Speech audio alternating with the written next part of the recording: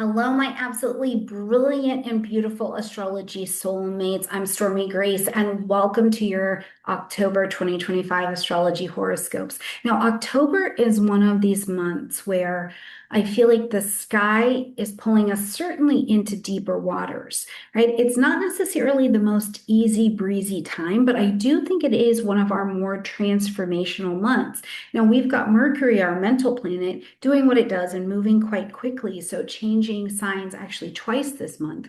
Venus is going to come into the vibration of Libra and then immediately come into an opposing dance with Neptune. But we're also going to see that Pluto is coming direct in the vibration of Aquarius. That same Neptunian energy is going to slide back into Pisces, and both having an Aries and a Libra full moon, I think is a symbol to us this month that the path is being shaped with more turning points. Now, a little bit of what gets revealed this month, I do think stings just a bit, but it also is going to liberate us from some of the old illusions that we've had going on so that we have a better strategic path moving forward, because there is ease of energy this month as well.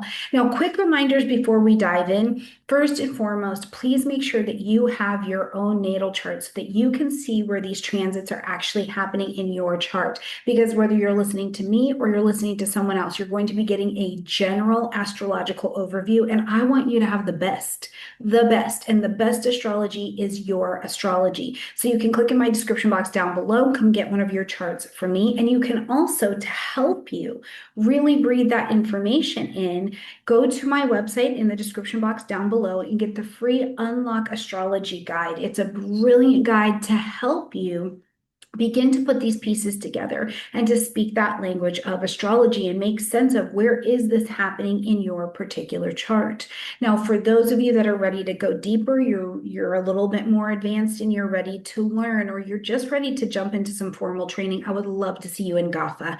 GAFA is my astrology school, the Grace Astrological Fluency Foundation Academy. So make sure that you jump in it, and it's open for enrollment. Love to have you there, okay?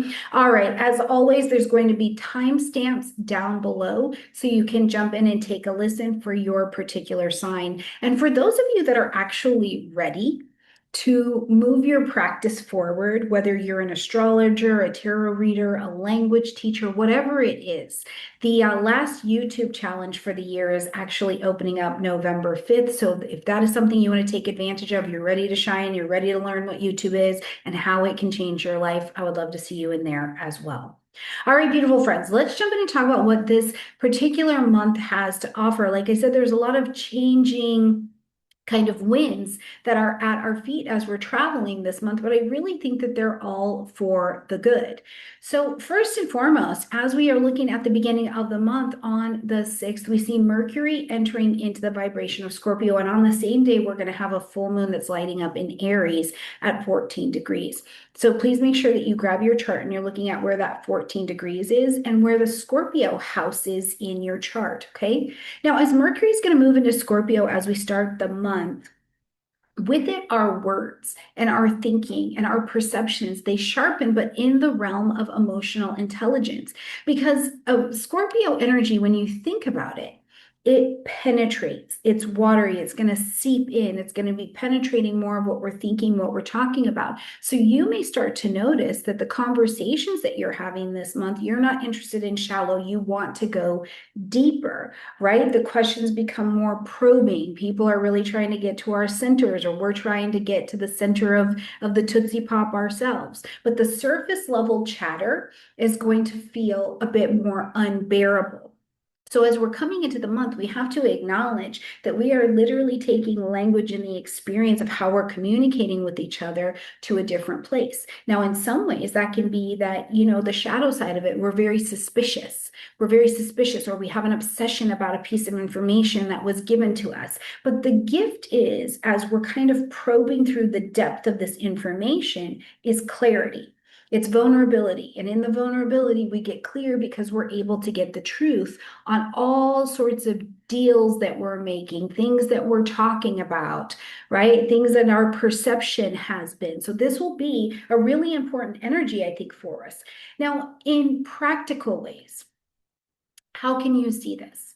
right at the beginning of the month, you could be welcomed into some kind of conversation, particularly with a partner or someplace that you are partnering your resources in some way, and the tough questions are being asked. I do think that globally, we're going to see the word investigation pop up a lot more as we're traveling throughout October, but also where does the investigation pop up for you? Where do you have these conversations as we're coming into this month that are about to shift everything in a prominent relationship in your life? Now, on the same day, it's very energetically sound. We've got that full moon happening at Aries at 14 degrees. And this is going to, first of all, do what full moons do. It asks us to end something, acknowledge something, or to make an adjustment in some way. And here, in an Aries energy, it's the places we need to have courage and we need to look at our independence. It's bringing them to light, right? So this lunation is going to illuminate what we've been waiting too long to handle and have the courage to take on, right? Where we've been hesitating in making a decision. And it's going to ask us at this full moon to cut through the hesitation and start to move in the direction of some action. But we need to keep in mind here that a moon in Aries, it is a fire moon, so it burns quite hot. It can feel that fiery, bold energy, but it can also be impulsive. And it can be an energy that combined with that Mercury in Scorpio, another Martian ruled energy, where our words and our decisions, what we do that day, they cannot be taken back. But they also, to the other side, can simply not be ignored at all. So if you've got that solo project and you're ready to put it out there and you launch it, that's right, it's out there. For good or for ill, it's out there. Somebody says something to you, and their words really sting in some way, but it also makes you step up into courage. So we're going to be watching for those signatures right here at the beginning of the month as we're starting our travel. Now, getting about a couple weeks into October, we're going to see that Venus enters into the vibration of Libra, home court advantage. Venus is in domicile here, very, very comfortable working in this energy. We're also going to see that Pluto is going to station direct, and that's going to be at 22 degrees.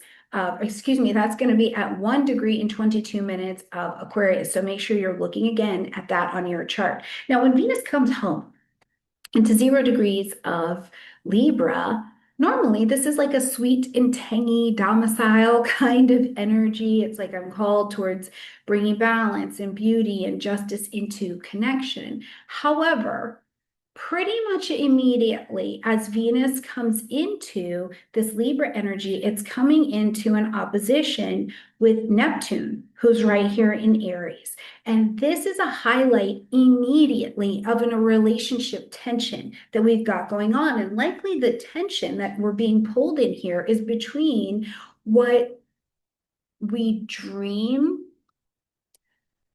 love and balance and harmony to be and what it actually is, right? So we're in between these two places, and that can feel tender. We've also got Mercury in Scorpio. It feels a little bit painful or we're suspicious.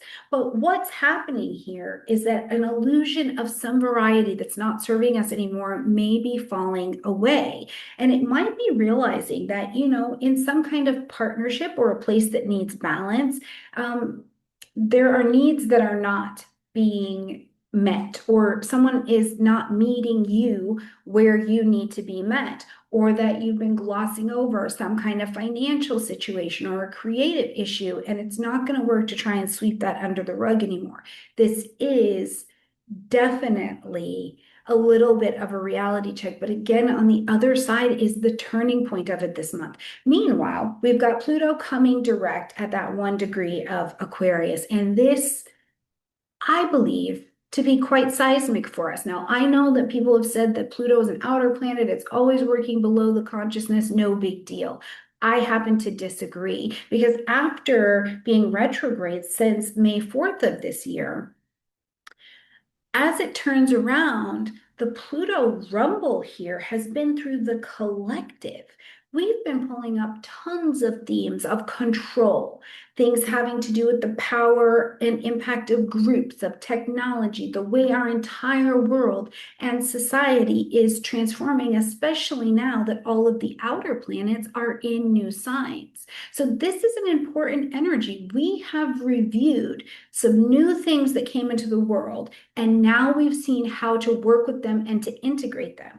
Now, in the personal chart, not just thinking about the collective, in the personal chart, this station of Pluto coming direct now, I think, can feel like a push, right? These areas of your chart that you've been reviewing, you've been revisiting, maybe in some way feeling powerless and resisting transformation, you might be feeling a lot more comfortable to move forward now. And I think that that is incredible. And with Venus very quickly here, trining Uranus and Gemini. So we've got another air trine, and Pluto itself just the next day. The breakthroughs that are available here in how we've been relating in some way are pretty seismic. That's the word that I love for this right now. So whether it's around money, creative projects, relationships, all of this is possible. What I would encourage you to remember in your everyday manifestation of this is that if there is a painful truth that came out of this time of the retrograde,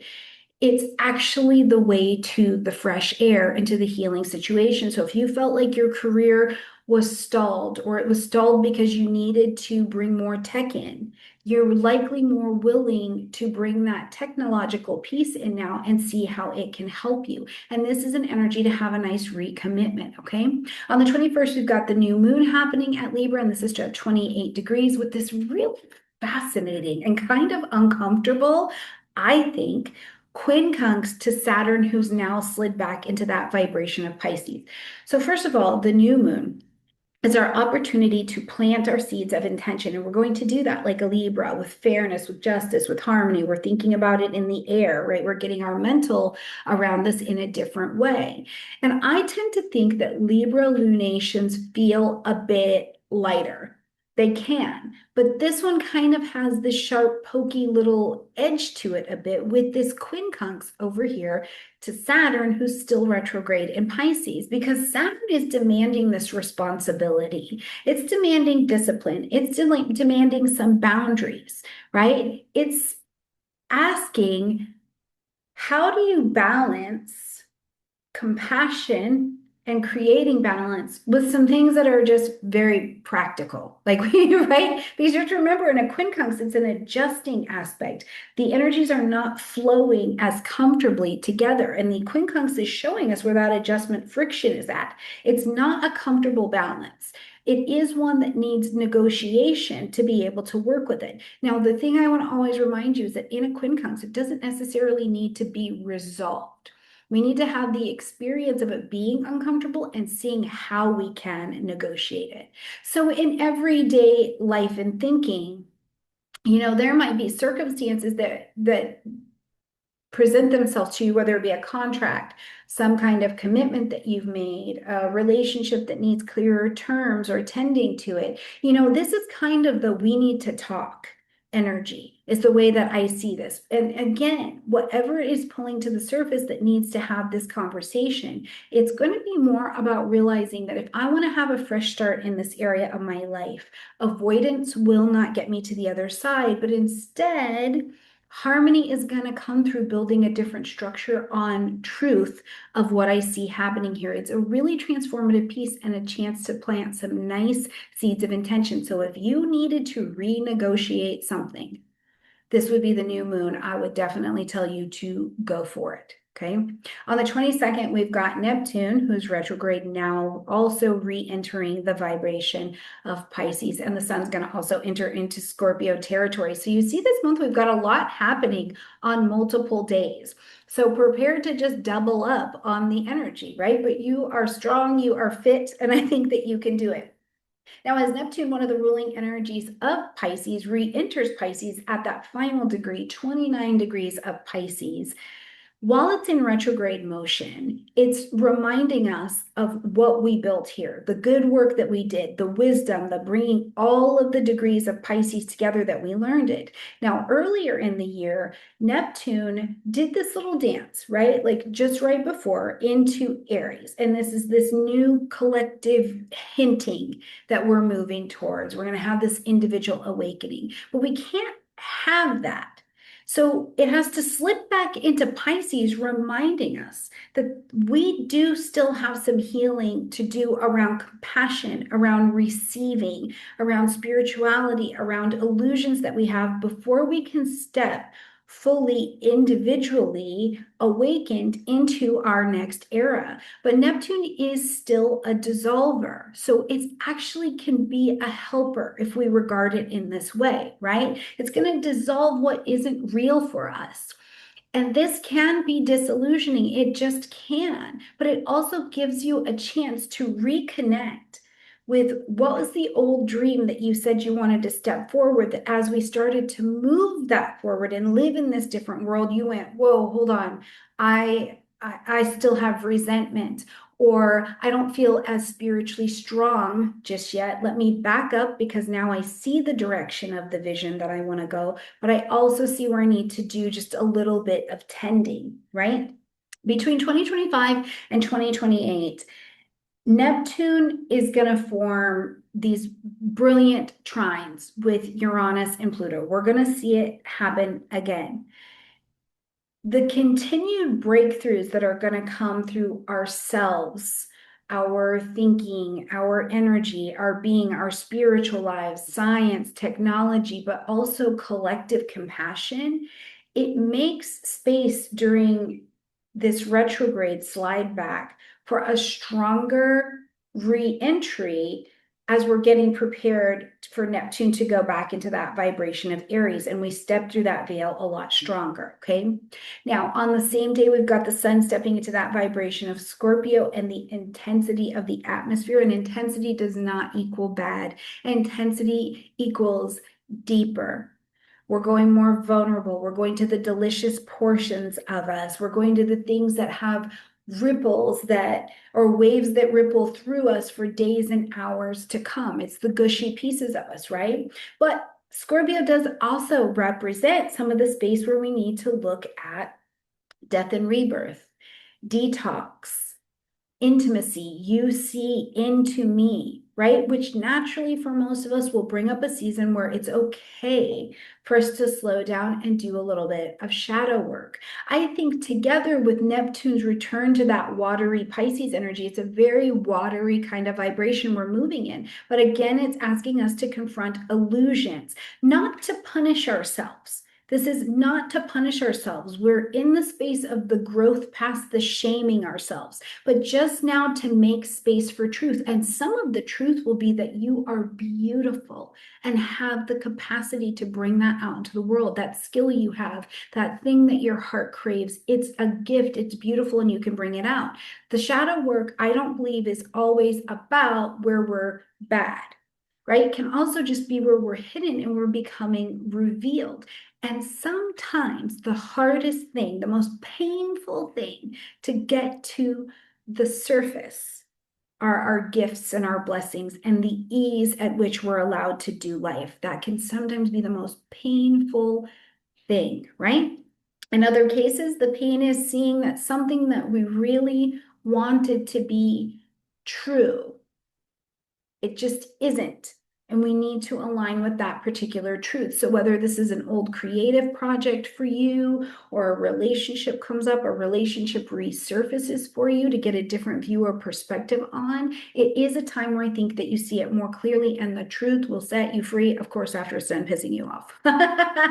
As we get to the 29th and we're going to get ready to close out this month, Mercury is on the run, okay? It's moving into the vibration of Sagittarius. So, after these weeks of having the intensity, we've got Mercury, who is our communication planet, moving into a sign that wants to take leaps and bounds in how it thinks and how it communicates. So it's shifting that mental landscape from the depth and the waters and the emotional intelligence to this big, wide horizon. Okay. And it's kind of a breath of fresh air. What I love about the transition from that Scorpio energy to the Sagittarian energy for all of us is that no matter what you've seen, no matter what you've learned, what has had its revelation to you, now with the truth, you can expand and go beyond the horizon that that truth was limiting you in. And now you can go in a completely different direction because communication becomes more expansive. It's more helpful. It's more visionary. What can I do with this now?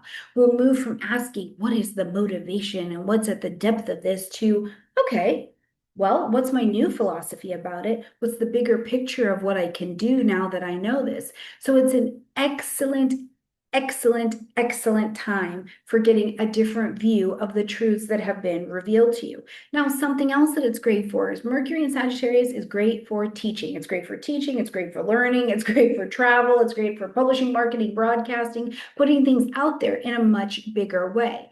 The shadow side that I want to make us all mindful of, or just remind us, is that exaggeration can be a thing when Mercury is in Sagittarius, or we're just like making, it's like I caught a fish that was this big, and it's like this big, and we're over promising and under delivering. So while we've got this new energy, it's that optimism itself can become an illusion. So you just want to be mindful of it and only promise to deliver what you can actually deliver. Okay.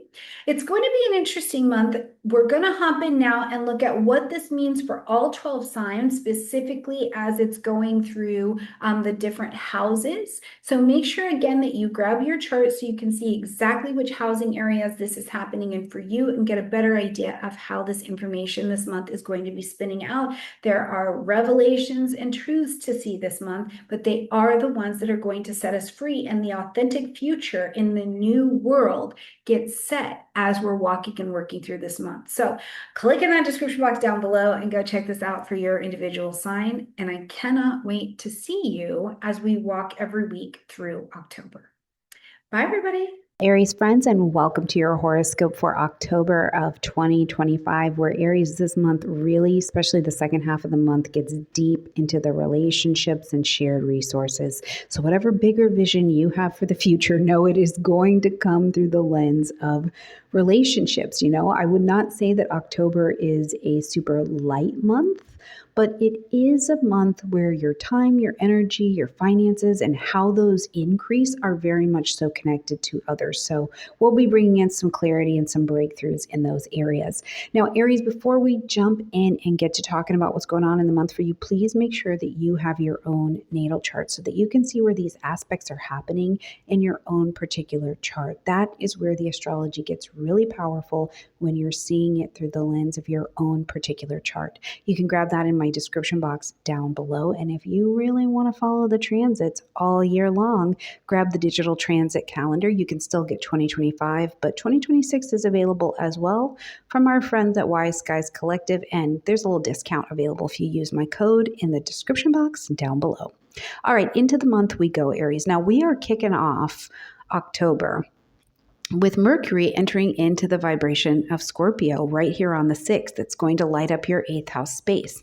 Now, Mercury being our planet of the mind and our thinking and our communication, as it moves into this 8th house, it turns the attention to the deep stuff, right? We're going to get into what I call the intimacy and the assets of the month. So where you have shared finances, death, debt, taxes, sex, intimacy, genuine intimacy and vulnerability, debt, where you have debt over here, right?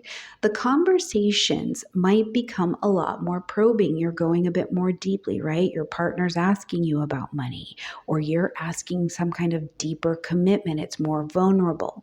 Everyday life could start to look like you're reviewing the bills, you're talking to the financial advisor, you're looking at debt consolidation, you're having raw conversations about trust and vulnerability. This is where we see the energy of the mind and the conversation beginning to shift. Because on a deeper level, Mercury is here not just to talk about things, but it's here to stir some kind of mental breakthrough around your own shadow here, Aries. It's fears about being dependent, being vulnerable, being truly intimate and forgiving someone, right?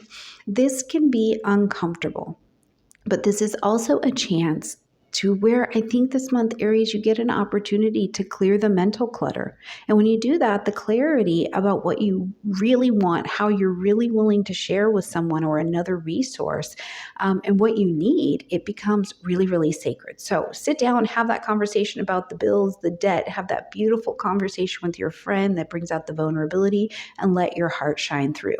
Now, that's not all on the 6th. It's a busy, energetic day because we've also got a full moon happening at 14 degrees of Aries. Yes, lighting up your first house space. So this full moon is your full moon, Aries, lighting up that first house of identity, self-expression, the body even for you. Something about how you present yourself to the world or how you've been holding your independence. It's coming to a peak now, and you're being asked to end something, acknowledge something, or to make an adjustment, right? You have to pivot. So in everyday terms, this could show up as you're making some kind of more bold decision about how your appearance. Literally, you could be changing your appearance. There could be something you're changing your appearance because it's more in line with a health goal or a personal goal, right? How you put yourself out there into the world. But I think a little bit more deeply on that soul level, I think that this lunation is about claiming courage. The painful side is realizing where you've been too passive or maybe even been holding on to resentment. You're like waiting to lead in some way. And so the transformative gift at this particular lunation is remembering that you are your own authority, right?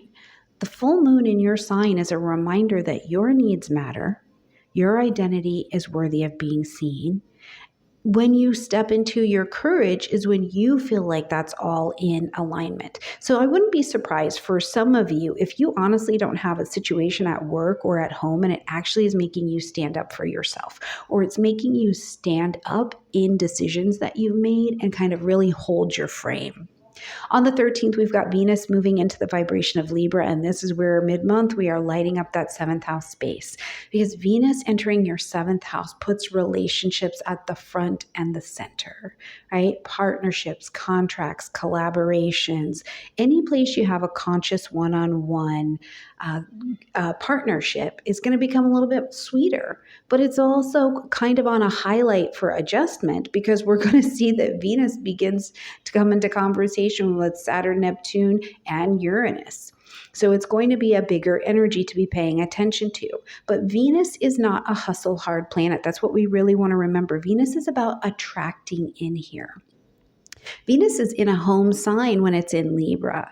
Right? So it's very, very comfortable. And maybe you're even craving more harmony. You're craving that balance, but having this opposition to Neptune, who's over in Aries and retrograde, right? It's in your sign. It's like, hold on, I have this illusion of how I'm going to get that harmony, and it is breaking down. So it could look like you're literally having to renegotiate some kind of term in your partnership, or a place where you've been holding this vision of yourself in misunderstanding, and now you're seeing it in the mirror of a relationship. You're going, whoa, I've been idealizing something that is not going to work to create this harmony, right? That deeper level, though, of Venus, I think is here to remind you that in Libra, the real honesty, if you want that harmony, it's going to have to come from being honest. And that, again, can be painful if you realize that something in your relationship isn't balanced. But the transformation is possible. Venus is also going to trine to both Uranus and Pluto in these air trines that we're having. And it gives you the chance to break free from that old dynamic, right? To embrace the partnership, the truth that you've seen in a partnership, and it's really liberating, right? You see the boundaries more clearly. You have a deepening that comes from the honesty of a conversation on this particular day. Now, at the same time, another set of busy days, we see Pluto coming direct at that 1 degree, 22 minutes of Aquarius. This particular stationing is happening in your 11th house, Aries. So we're going to see that space of friends, network, social things, community, aspirations you have for yourself, right? In a very social space. This has definitely changed for you, Aries. I don't care who you are. I know in the Aries area of your chart, you have become a different person. So the Aquarius area where Pluto is coming direct is different about the groupings that you are around or that you want to be around in order to get you where you want to be. Now, since May, you've been reflecting on power dynamics in these circles and the circle of people you've been connected to, right? Like, who is influencing your life? Who do you trust? Maybe in a very painful way or in an illuminating way. You've also been looking at where you've just outgrown certain groups. It's time for them to die off so that you can be born into a different arrangement. And now all of that reflection that you've been doing is turning outward, and you're going to activate it as Pluto is coming direct. So maybe you're reconnecting with a group and you're like, okay, this is the right place for me. Or you're leaving a community because you're like, I can no longer serve this. It's no longer going to serve me. And as you make the true statement, the true declaration on that, I think you step into a more powerful role amongst your peers and in the world in general, because it's seen to be subtle when Pluto is stationing. And I don't think that at all. I think it's quite seismic in its shift, because how you participate collectively is what this is showing you in a much more conscious way, and at first what it feels like, certainly when Pluto was entering these Aquarian territories, is it felt a little bit lonely or intense, right? Because you're like, no, this is who I am. These are the groups I'm a part of. This is what I do. This is collectively what I believe. But as you step into these communities, you're like, I'm not empowered over here anymore. I need to step into this community over here so that I can be empowered and not drained. So the pain of Pluto really, I think, comes in recognizing where you've been silenced or you've been silencing yourself. And the transformative portion of it is going, this is my tribe of people, whether it's a new one or it's an old group. Okay, on the 21st, we've got a new moon happening at 28 degrees of Libra. So we're back in that 7th house space. And this is your opportunity to plant your seeds of intention for fresh seeds in your relationships, in your contracts, in your partnerships in some way. But it's interesting, at this new moon, there's this quincunx happening to Saturn in Pisces. So it's not an effortless new moon for us, right? You might be asked to really adjust some expectations, some boundaries. I even think because Saturn is back in Pisces, you're being asked to make an adjustment to spiritual priorities in order to create that healthier balance. But it doesn't seem practical. That's why it's challenging, right? So here you are, you're signing a new contract or you're committing to something in your partnership, but you're having to redefine even spiritually how you engage that. And I think if we can remember, Aries, that this lunation is a reminder again that harmony is not built on fantasy. It's built on accountability, it's built on spiritual fitness, and it's built on commitment. But again, the part that's challenging or can be more painful is realizing where you've been giving too much or expecting too much. And so when we come to the other side of how do we transform through that with the astrology, is creating relationships based in honesty is how you honor both of the people in that conscious chosen one-on-one relationship, whether it's business or pleasure. On the 22nd, we see Neptune, who's retrograde now, been in the vibration of Aries in your sign, sliding back into Pisces, so coming back into that 12th house space. At the same time, we'll see that the sun is going to enter into Scorpio, into that 8th house space. Now, as Neptune's re-entering this 12th house, it brings your attention back to that spiritual place, the inner world, the dreams, the spiritual life, the things that can be your own undoing, right? So it can feel like you're being pulled back into old patterns or memories or creative projects or dreams or things like that. They're becoming really vivid. And Neptune is dissolving illusions here so that you can see very clearly where something has been an illusion. See very clearly where you've been escaping through some kind of resentment, unhealthy habit, or holding on to some kind of unrealistic vision or dream of what you can have here. Now, I think the benefit is that Neptune, is coming back here, having worked all 30 degrees of Pisces already. This is just a revisiting, so you can tie up those loose ends. Now, as the sun shifts into your 8th house on the same down, it doubles down on these themes of depth and death and intimacy and transformation for you, because it's still shadow work territory. Painful realizations can come up about fears that you've had that have been hidden, dependencies where you're sharing resources, your fear of vulnerability. But the 8th house is not just the place that things die off. It's where the transformation is so damn powerful, because you are being asked to reclaim that spiritual strength, that inner strength, by facing the thing that you were avoiding, right? An old dream or an old project can resurface, and it's just asking you to revise it with more spiritual strength now, like stand on those legs. Maybe you have this moment of vulnerability with someone really important in your life, and it deepens the intimacy when maybe you thought it was going to feel like falling apart. On the 29th, as we're going to close out this month, Mercury is done with that old Scorpio energy and is moving on into Sagittarius, into your 9th house. And I love this shift between Scorpio and Sagittarius, because in Scorpio, we're finding out the depth, right? Mercury and Scorpio, we were finding out, we were probing, we were gathering information. And now as Mercury moves into Sagittarius, first of all, the energy is lighter. We've had a month of intensity. Now the information is lighter. Our thoughts are more expanded towards, okay, knowing what I know now, what I've learned, what I've seen, what I've investigated. Where can I shape a new vision, a new philosophy? Where can I let this take me to travel? Where can I travel with this information? What can I study? What can I teach based off what I've learned, right? It can look like, yeah, of course, you're having now a conversation that has bigger ideas or deeper ideas. You are booking a course because you're like, wow, I really saw that I have this kind of attachment style, and it's blocking my intimacy, my vulnerability. It's blocking my ability to receive.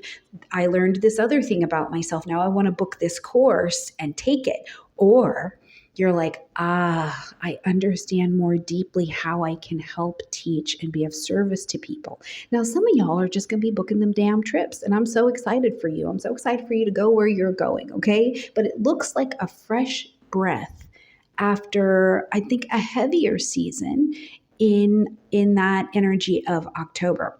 It also reminds you, I think, Mercury and Sagittarius, it reminds you that your story is bigger than your struggle. It is. In the midst of the transformation that you're meant to be in and go through and grow through, it allows you to expand and deepen and then share your wisdom. So this is where your horizons get broadened. Okay. All right, Aries, listen, this month is going to be a lot about how you relate to other people, how you share yourself with others, whether that's through money, intimacy, partnership, community. But the push here and the energy as you confront hard truths, illusions, or you reset boundaries and see where you've also really, really grown, by the end of the month, I think you're going to see a freer version of yourself. And I can't wait to see who is coming out for us, beautiful Aries friends. Let me know how the month goes and how it's shaping up for you in the comment section down below. And I look forward to seeing you in November. My beautiful Taurus friends, and welcome to your horoscope for October of 2025, where Taurus, this month there are some breakthroughs and some reality checks, especially because your 6th and your 7th houses of relationships and work are so lit up. But then we have these awesome openings where your 10th and your 11th houses come into play, and you, Taurus, may be thinking or rethinking something in your career path or maybe a community that you're connected to. So I think that the theme this month is clear, though. You can't keep avoiding the hard truths about where one of the switches is needing to be flipped in one of these areas. Now, the challenge with Taurus can be the pain of admitting that something isn't working anymore. But the transformation this month, Taurus, is rebuilding your routines, your relationships, and your dreams on a better, more solid ground. Now, before we jump in, beautiful Taurus friends, please make sure that you have your very own natal chart, because while I'm going to give you general astrology, and every channel and every book is going to give you general astrology, I want you to make sure that you have the best astrology, and that's your astrology, and you can only know that by looking at your own natal chart. So make sure you click in my description box down below and come and get your own chart from me, okay? Now, right here at the beginning of the month on the 6th, it's a busy day. First of all, we've got Mercury, our planet of information and thinking and communication, moving into the vibration of Scorpio. This will light up your 7th house space of conscious, chosen one-on-one relationships. This includes partnerships and collaborations. As Mercury moves here, it's going to sharpen the conversation that you have with other people, right? On a day-to-day basis, this could show up as really important talks with a partner or someone that you're in contract or collaboration with. Maybe you're even using this particular portion of the season until the end of the month to negotiate something in a business sense. The energy is serious and probing, because Mercury here wants the truth. We're not looking for pleasantries at this particular point. So if there are hidden issues that have been in relationships, they may surface, or you're actually getting to talk them through. I can tell you that any kind of avoidance or half truth is either going to be exposed or it will sting, and you'll see where it's not moving the process forward. But I think that these conversations, as you're having them here in October, really clear the air. They create a beautiful space for intimacy, and that is going to strengthen the foundation of everything that you want to build. Now, also on the same day, we've got a full moon happening at 14 degrees of Aries, and this will light up your 12th house space. The full moon is going to ask you to end something, acknowledge something, or to make an adjustment. And in the 12th house, it's illuminating for you, Taurus, the hidden corners of your own psyche, the things going on behind the scenes, a spiritual story, something that you've been carrying quietly. Whether it is an unspoken resentment, a bad habit, old grief, a piece of art or creativity that wants to come to the surface, now it's going to start to surface. And while it is a full moon, so this can at first feel heavy, maybe even exhausting to some of you, depending on where you're at in your energy. And you may crave a little bit more solitude or rest or that craving for spiritual healing. By seeing and releasing what comes up, you're going to make space for the healing that you're craving, for more peace, for a clearer connection with your inner self. So if there's something that has felt like it's been buried or it's been going on in the dark, what's done in the dark is coming to the light. These are the kind of things that may come up at this particular time. Now, on the 13th, another busy day. First of all, we've got Venus, your ruling planet, moving into Libra, where it is also in domicile. And this will light up your 6th house space of health, daily routines, wellness, your schedule. And Venus is not a hustle hard planet. You're Venusian, you know that, right? It's about attraction. So we're attracting into this area of your life beauty and balance and a more sense of harmony and ease into your routines. So for some of you, it may be as simple as you are changing your workspace up. You're like, I need to beautify this, or I need to actually clean this keyboard, something like that. But it's going to be more about adding joy and adding a sense of beauty into your health practices, to your daily routine, to refining some kind of ritual in your care. Now, Venus is still Venus, and I love Venus in that way. It can attract money to you. So as a freelance person, this is one of the strongest times of the month to be attracting a new bid to you, a new project, getting paid for something that you already did. Now, Venus, as it comes into Libra, steps into the space of immediate opposition with Neptune, who's in Aries at this point in your 11th house. So this is a signal for me that astrologically, it is showing you some kind of illusion you have around work and community, right? Like there may be this question for you, Taurus, here. Have you been over giving in some way, in service in some way? Have you been providing too much nurturing and not enough value in some way? Have you been idealizing a group or a job that isn't actually given back to you? And the thing is with Neptune here, it can be disappointing. We hit the place of disappointing. Yet, I think that because we also see that Venus is going to trine this Uranian energy, and then we'll be also in conversation with Pluto just shortly after, there are breakthroughs that follow that help you create this new routine, this healthier habit. It's an innovative solution and it's all about your liberation. But the pain point can absolutely be, even with the softness of Venus being your ruling planet, is that you're realizing that your work, your health, a service commitment, a volunteer commitment you took on is not balanced, and that some sacrifices are not sustainable. But again, that gives way to building a new routine and a new habit that's going to have a better direction and energy for you.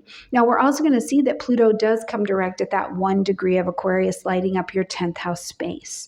As Pluto stations direct here in the 10th of career, public reputation, what we call you, the name that we call you in public, we think back to May, because since May, you've been reviewing all kinds of power dynamics in your particular vocation. And when I say vocation, I don't just mean you being the CEO of a company, in being a wife and being a mother and being a friend and being whatever titles we call you in public, your role, your bigger goals. You've been in evaluation of them, and especially in how do they fit into the current new world that we're living in and building. And now as Pluto is pushing forward, it's demanding that change, right? You've seen it, and now Pluto's like, let's move towards it. Let's actually die away what can't go with us and move forward, reborn. So expect shifts in your life. Expect having a shift in authority, especially at work. Expect your career path to absolutely transform. Expect taking on deeper responsibility or changing in the public eye. These are all things that we will see you bringing into change. Now, one thing I keep in mind about Pluto is that it can feel powerless at a time before we're into the position of the empowering. So if you're having career or role issues that are surfacing at this time, or there's some kind of not healthy, I hate the word toxic, but more toxic power dynamic or misaligned ambition, it's not going to be able to be ignored. So instead, take this time to embrace the new career direction, the new role direction. It's truer to you, and it's going to help you rise more in your own authentic power and being. Now, on the 21st, we've got a new moon happening at 28 degrees of Libra. That's back in that 6th house space, daily routines, health, wellness, your schedule, being of service. So now you have an opportunity to plant your seeds of intention to start fresh, a new wellness routine, a new, more balanced, beautiful, easy, refined schedule, a shift in how you care for your body. Now, this particular new moon, while it's got all this fresh start energy, I think it's a little bit awkward because there is a quincunx to Saturn who's in Pisces, as Saturn has retrograded back into the vibration of Pisces. So it gives me the signature that adjustments are required. You can't say yes to everything and still maintain balance. So recognizing where neglecting your self-care is not going to bring harmony, right? Over service, overworking, it's not going to do it. And instead allowing the adjustment of planting some realistic expectations, realistic routines that nourish you, that honor rest and your own capacity to receive are going to be what I think helps you shift and clarify those boundaries for a better experience. On the 22nd, Neptune is also re-entering into Pisces, lighting up your 11th house space, and the sun will also enter into Scorpio like it does this time of year every year. Now, first of all, with that Neptune retrograde re-entering into the 11th house, it's pulling focus back to the friendships, the groups, the communities, the long-range goals that you have for yourself. So truly expect that an old dream, an old goal, an old tie to friendships might resurface. But this time, it's doing it with the illusions not there, right? The illusion falls away. So you may find yourself in your current reality, you're just disillusioned with social media. You're disillusioned with some kind of collective vision that's going on. You're like, no, that doesn't seem like me. But you don't feel the support yet of a new circle, a new tribe, and a new set of friends. But as you actually go back to this thing that you wanted to do or you were interested in, you realize you're stepping away from what was draining you and stepping into what was nourishing you. Now, the sun moving into the Scorpio seventh house area, this is going to turn the spotlight to those partnerships, conscious, chosen, one-on-one partnerships, right? You choose to be in partnership with this other entity because it allows you to achieve something that you want to achieve that you can't get there by yourself. So together, as these two energies are working, I think that these transits ask you, Taurus, at this point in the month, to re-examine the balance between your one-on-one partnerships and where that's connected to some kind of wider community that continues to support that, right? Aligning with people and visions that are really with you at this stage of the journey. Now, as we're going to close out the month on the 29th, we see Mercury done with that Scorpio energy and moved on to the vibration of Sagittarius, lighting up your 8th house space. As Mercury shifts here now into the 8th house of intimacy and assets, shared resources, and transformation. We've had weeks of talking about partnership, of conversation partnership, of balance, of intensity. Now you're going to turn those deeper conversations that you had into lighter, more informed conversations about trust, money, sex, vulnerability, healing. Now, where I think that this is really cool is that you and a partner might be at a place where you're talking more openly about finances or something in your relationship. There could be a loan, an investment, an inheritance that comes up for discussion. Maybe some of you are going to therapy or doing a deeper reflection that is actually bringing some kind of breakthrough. But the pain point here will be facing the conversation about what's currently here, Taurus, the debt, the trust, the intimacy, letting yourself feel uncomfortable and exposed, but realizing that the honest dialogue is going to be what clears those blockages and creates the deeper space for trust and empowerment in your bonds with other people. So there's plenty going on this month, Taurus, and plenty of looking up as well, because I think that October is a month where you see a couple hard truths in relationships or around your community, but the transformation is powerful enough because you're being guided. You're just being guided to Taurus to clarify, to simplify, right? Keep it simple and just align with what's really real. All right, my beautiful Tauran friends, I hope you have a gorgeous month. Please let me know how it's going in the comment section down below. I love you a ton, and I'll see you in November. Absolutely beautiful Gemini friends, and welcome to your horoscope for October of 2025, where Gemini, October is a month of major shifts, but it's in your daily routine and your creative expression. And there's also this sense I have for you of this shift in how you perceive your bigger purpose in the world. So this month may feel like there's a bit of push and pull between this everyday set of responsibilities and this desire to just really express yourself quite fully. But I think that the transformative gift of the month is discovering how you bring balance into that, right? And doing it while you're living in a truth every single one of your days. So I'm excited to see how this month is going to roll out for you. But before we do that, Gemini, please make sure that you click in the description box down below and get your very own natal chart, because I'm giving you a general overview. Every astrologer on YouTube or in a book is going to be giving you a general overview. So you really want to have your own chart so that you're getting the best astrology because it's your astrology.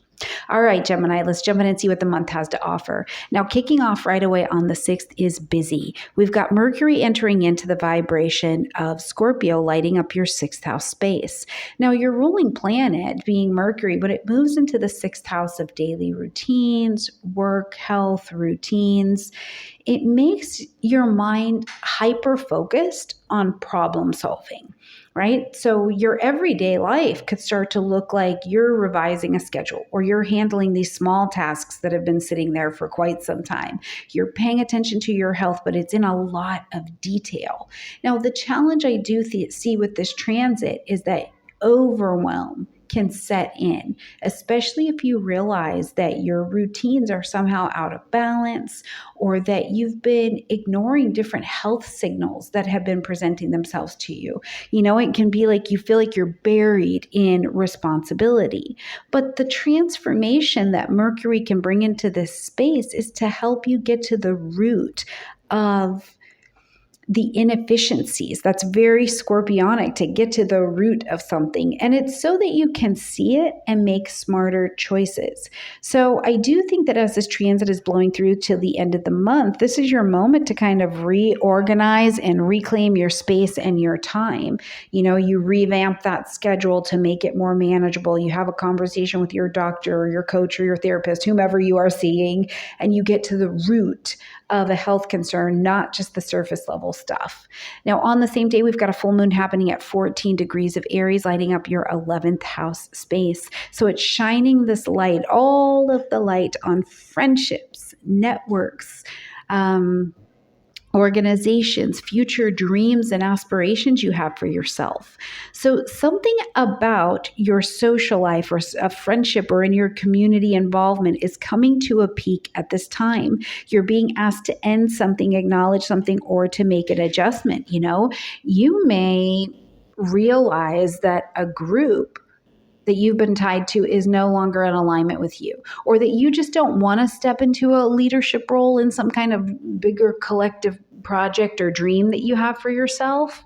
And that's totally okay, because the lunation here is about the exposure of what is false, right? False friendships, maybe even the loneliness of being in spaces where you don't belong anymore. And by releasing that, which is this decision to adjust, you're releasing what's not aligned anymore, and you create room to find your tribe and to have communities that genuinely support you, support your vision, and you can feed them back, right? That brilliant, like cyclical energy. On the 13th is another very busy day. First of all, we've got Venus sliding into the vibration of Libra, lighting up that 5th house space of creativity, joy, pleasure, play, romance. I love that. It's a very fertile placement, you know, so I wouldn't be surprised if at this time of the month you are feeling more drawn to art or dating or playing with the children or flirting, things like that. You know, the everyday vibe is just so much lighter and more joyful. And Venus is an attracting in energy. So it's not that you're going out to hustle hard with this. You're attracting these things into you because it's what feels joyful. But as Venus comes into Libra, she immediately opposes this Neptune in your 10th house. So this is a signature of highlighting tension between your creative joy, your career, your responsibilities. You know, you feel pulled between what you want to do and what you want to attract in and what you have to do. But Venus is going to trine Uranus and come into conversation as well with Pluto. And I think that this allows for a breakthrough to kind of follow, where you find a creative solution to how you're going to do this, that will let you enjoy both the work and the play. Now, Neptune is still here, so we have to be mindful that disappointment in your career, your public image, something like that, it can present itself. But rebuilding, being more creative in how you're going to restore this balance here is really the way to go. Now, that same day, Pluto is going to come direct at that 1 degrees and 22 minutes of Aquarius, lighting up your 9th house space. As Pluto stations direct here in the 9th house of beliefs, publishing, marketing, broadcasting, higher education, long distance travel, you're having an opportunity to go back into your life since about May, because since May, you've been reflecting in this area, your education, your faith, what you have faith in for sure, your philosophies. And now that Pluto is coming direct, the energy wants to surge forward. So you may find yourself getting involved in school or teaching or an international community or opportunity. For some of you, legal matters may start to move forward. But I think that what the challenge is, because Pluto does bring its air of challenge, is in realizing that some kind of old belief system or old worldview that you had is too small for the world that you live in now, right? And it can feel destabilizing or even like you're in a little bit of an identity crisis. But the gift here is that Pluto doesn't just show up and tear things down. Pluto's gift is empowerment in the end, right? Claiming your own belief system, claiming what you have faith in, claiming your education, claiming a worldview that is much more in alignment with who you really are, even if it's just easy. You're like, I just want to be easy. So travel. Take that legal matter on, let it come to a close, begin to teach, to write, to share, but you're doing it from a different place of authority. Now, on the 21st, we've got the new moon happening at 28 degrees of Libra, again, back in that fifth house space. And this is a chance to have a fresh start and plant your seeds of intention in that creativity, joy, pleasure, play, children. I mean, it's really fertile ground for that fun and love and joy and taking a risk to have those things in your life. However, this lunation is in an awkward quincunx with Saturn, which is also back in your 10th house space. So I think that you have to, again, kind of balance or make these adjustments between play and responsibility. You know, this feeling that work or an obligation that you have is really overshadowing something that you're joyful about, or you're struggling, giving yourself permission to play. That can be some of the challenge of this quincunx, but it also allows you to set intentions. What is sustainable joy for you? What brings balance? What is that balance between duty and creativity? Now, for some of you too, you may be helping people rebalance this in their own lives. You've sorted it out, you figured it out, and maybe what started as a hobby for you or a project that was just kind of fun for you now has the intention of actually helping other people. On the 22nd, we've got Neptune not turning retrograde. We've got Neptune who's retrograde sliding back into the vibration of Pisces and the sun moving into Scorpio. It's a very watery kind of day. But as Neptune slips back into this Piscean space, into that 10th house of career, public reputation, the roles, I think that you're going to start to see a truth about your work, your vocation, something that you do that we know you for. You know, if you've been in a position where you've been idealizing a boss, a job, a career path, any of these things, the illusions may break down now. And it can feel disappointing. It's Neptune. But what also comes with it is that the fog clears. So as the sun then enters into fellow water energy of Scorpio in that 6th house on the same day, it's like doubling the focus on what's real in your daily space, your routine. It's about showing up consistently, but with honesty about what and who's in your space. So this particular combination to me feels very clear as water is. There are some beautiful clear waters around the world, as a matter of fact. But it's kind of this clarity that it's time to stop running from the truth about your career and what's going on in your career and your career direction and how your daily life supports or drains that vision, right? And it's challenging to realize that a career path, maybe even one that was a dream for you, isn't what you thought it is, or that the daily habits that you have don't support that bigger purpose to allow this dream career to thrive. But the clarity of seeing where there's a breakdown is going to bring alignment. You can adjust your path to something that can provide for you. You can adjust your path and recognize where burnout is holding you back in some way, because as the fog lifts around this career decision, it just reveals where the revamp and the next step is at. Now, on the 29th, as we're going to close out this month, we've got Mercury shifting into the vibration of Sagittarius, lighting up that 7th house space for you, partnerships, conscious chosen one-on-one relationships. So as Mercury comes here into a partnership zone, whether it's romantic or it's business, we're going to start having conversations, right? And the conversations are going to become Sagittarian, much more expansive. It's time to take everything that you learned and you gathered and you dug up while Mercury was in Scorpio, and you're going to create a vision and a plan for the future with it. You can expand it now. And I think that Mercury here brings perspective as well, not only yours, but it allows you and other people to see the big picture of something that you want to work on, or to align your path with the right kind of people. It allows you to share a message in a bigger way, that allows you to either gain or be a mentor to someone. Like you're sharing information with them. It allows a future plan or some kind of shared vision that you have to actually begin to unfold. So Gemini, I think that October is still a balancing act between that responsibility and the joy. And there are some pain points this month: the unhealthy routines, the disappointment around career paths, the struggle to prioritize joy and work and if they're balanced with each other. But the transformations are rich. You are building a healthier routine. You are clarifying your beliefs. You are speaking more openly into your partnership. So I think that by the end of the month, you'll see that the truth, whatever it happens to be, comfortable or uncomfortable, is the foundation of where freedom and joy have the intersection for you. And I think, Gemini, that that's ultimately, at this point in the year and particularly, exactly what you are craving. All right, my beautiful Gemini friends, let me know how the month is going in the comment section down below. I love you a ton, and I will see you in November. Absolutely brilliant and beautiful Cancerian friends, and welcome to your horoscope for October of 2025.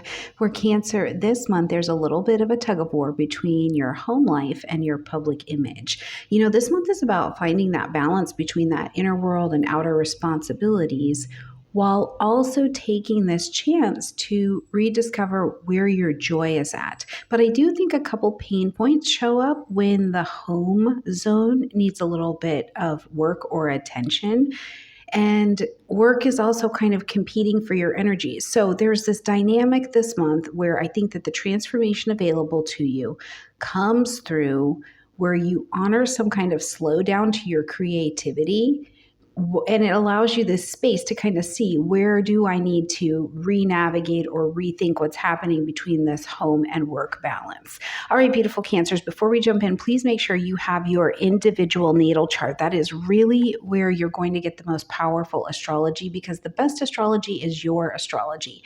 Whether you're listening to me or anyone else on YouTube, you're only getting general. You will only be able to get general reading. So make sure you have your chart so you can see where all of this is happening exactly for you. All right, into the month we go. Now, the 6th is a busy day. We've got couplings of days this month that are busy, so you definitely want to mark them on the calendar. The 6th is one of them. We've got, first of all, Mercury entering into the vibration of Scorpio, lighting up your 5th house space. As Mercury, our planet of communication and the mind and our thinking, moves into this creativity, romance, joy, pleasure, play, expression zone. We also have children that are in this zone as well. Your thoughts are turning more to this expression or to the playfulness or things that have to do with more of a childlike nature. So everyday life may bring, more deeper conversations about children, about things in your childhood, about your joy.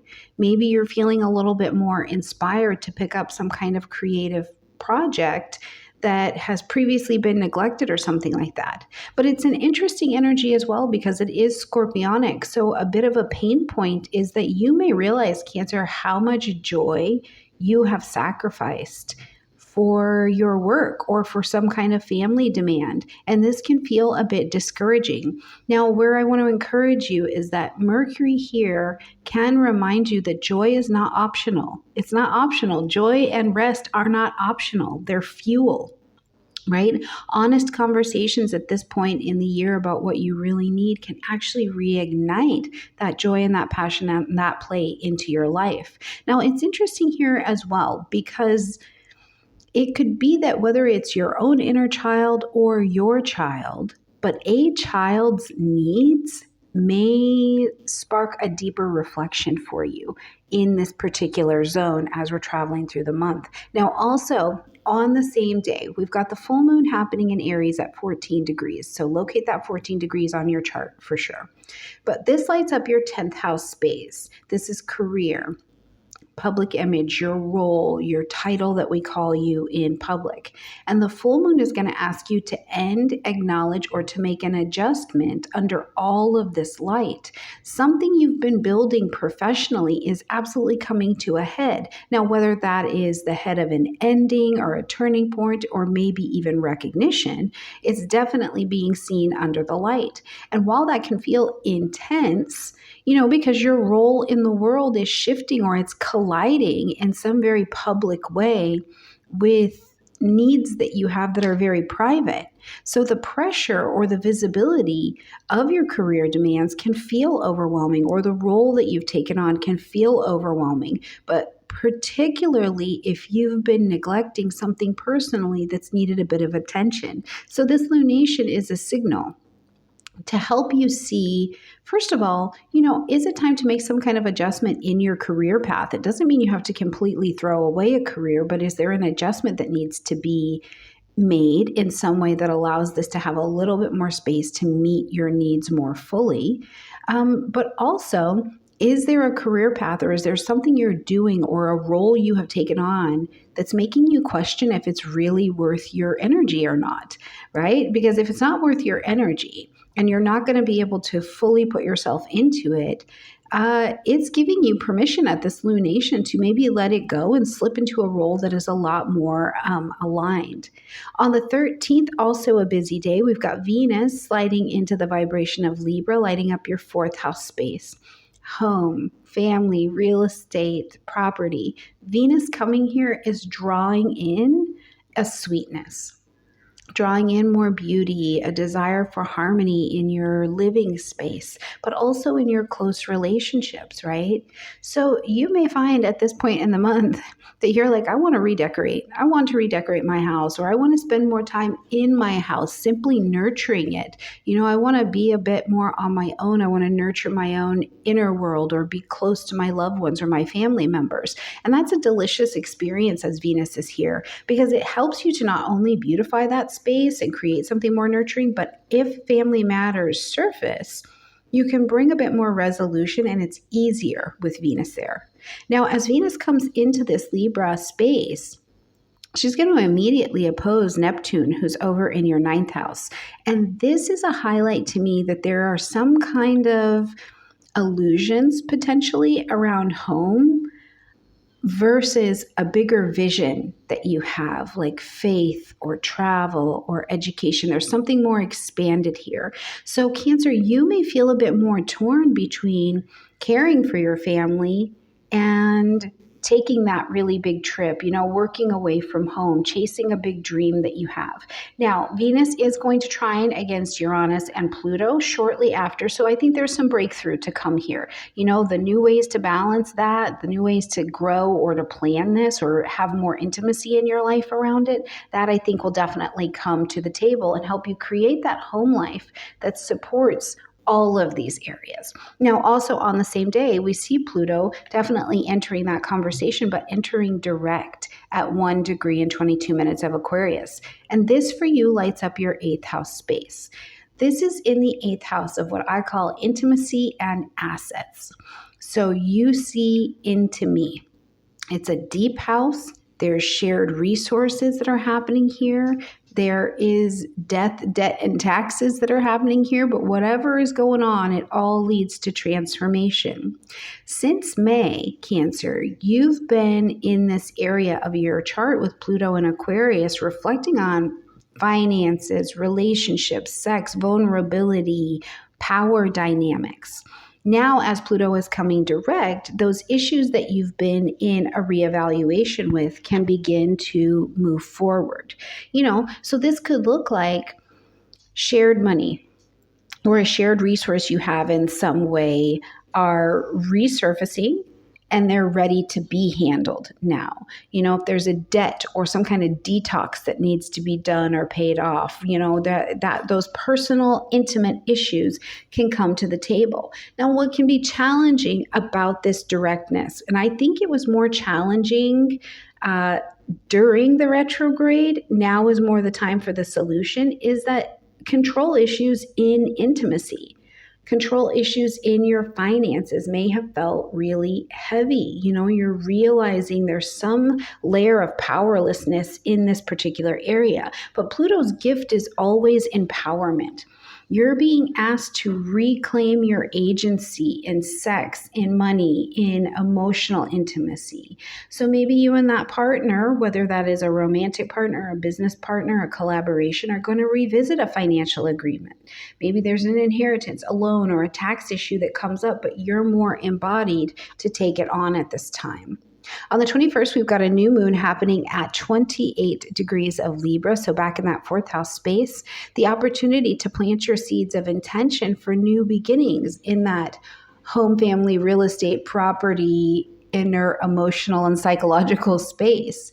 So for some of you, it'll be pretty practical. You could be moving, renovating, or changing your house around in some way, shape, or form. For others of you, the shifting relationships with your family could be brought to the table where you're planting these seeds of intention. But this particular lunation has this interesting quincunx to Saturn. So it gives me this signal that there are adjustments that are happening and that are needed. Perhaps this is around some kind of faith or some kind of long distant philosophy or connection that you have. The point here is that there can be this awkwardness, this uncomfortability that is there where you're feeling pulled between, I need to have this private sanctuary that is my home and my personal space, and really these larger responsibilities, and not knowing exactly how to navigate that. Now, because this is a new moon, keep in mind that you're just planting the seeds of intention for home and family life, and one that supports you and your family's spiritual growth in that bigger vision. So it's okay at this new moon. It might be a little bit uncomfortable, but it is still okay. Begin planning that project or that move or doing that renovation. Just begin, even if it seems a little bit foggy. On the 22nd, another very busy day. We've got Neptune, who's already retrograde, sliding back into the vibration of Pisces, and the Sun entering into Scorpio on the same day. Now, as Neptune is going to slide back into your ninth house of that publishing, marketing, broadcasting, international travel, faith, right? Old dreams, old visions, old ideals around education, travel, spirituality, spiritual exploration, philosophical exploration, training, teaching. These things can resurface at this time. But the nice part is that Neptune has already worked all 30 degrees of Pisces. As it's sliding back, it's more to review and dissolve any illusions that you've had that are left over and are going to stop you from creating this new ideal as Neptune goes back into Aries. So now with this slide back, you see clearly where you've been chasing something that is really unrealistic, right? But also where your soul, I think, has space to grow and letting the illusion, right? Letting it slip away, seeing it for the truth. Now, on the same day as the Sun enters into that fifth house space, there is this reignition, as there always is this time of the year, in your joy, your passion, your creativity, your pleasure, your play. This always happens. So together, though, on this day, these transits being very watery, I think can act as a really nice reminder to you that joy and meaning are connected. You don't have to choose between daily life and spiritual growth. They happen together in alignment. So if you are coming to this point in the month, or you're looking back at something you've been learning in your chart and you're feeling disillusioned, especially with an old dream, or you feel like you are losing faith in a path that you once really believed in, the transformation available here is to begin to reframe your vision so that it's not only inspired, right? Maybe the inspiration has run dry, but now it's inspired and grounded. What's a more spiritual approach to an academic pursuit that's coming up for you?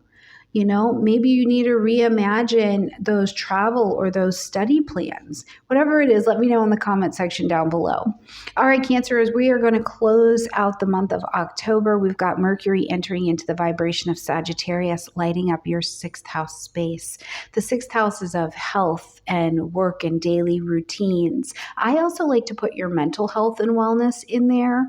And I also look at service, the way that maybe you're a caretaker to someone, right? You're being of service to them. Now, the 6th house can very easily become servitude as well, where you feel like a slave to the daily things in your life. So as Mercury is here in Sagittarius, and we've had this month of, deep questions, and we've been going to the depths of our being with Mercury over here in Scorpio. Now you have some bigger picture questions about how this new information that you've learned fits into your life, and you want to organize those tasks. You want to refine your health habits. You want to create a better flow in your daily life. So if you realized that the joy was being sucked out of your being, or something was out of whack, your routines were too cluttered, they were not sustainable, they were feeling too frustrating, I think that Mercury's transit through Sagittarius helps you, first of all, to prioritize what actually matters in your daily life, but it's going to support you rather than drain you. The reworking of your schedule to not only make it more efficient, but more optimistic. Like, you're allowed to be happy.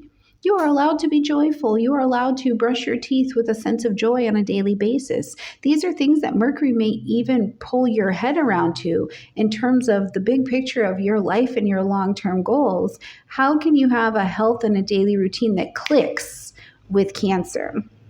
All right, Cancer, I think that October is a month of doing a bit of balancing. There are pain points because we are alive, but there are also transformations that are beautifully powerful for you. And I do think that you might enjoy the Mercury and Sagittarius transit a little more than even I'm able to let on to in this forecast, because it just helps your daily rhythm feel a lot lighter and a lot more supportive. So let me know how the month goes for you, Cancer. I'm wishing you well, and I will see you in November. Beautiful Leo friends, and welcome to your horoscope for October of 2025.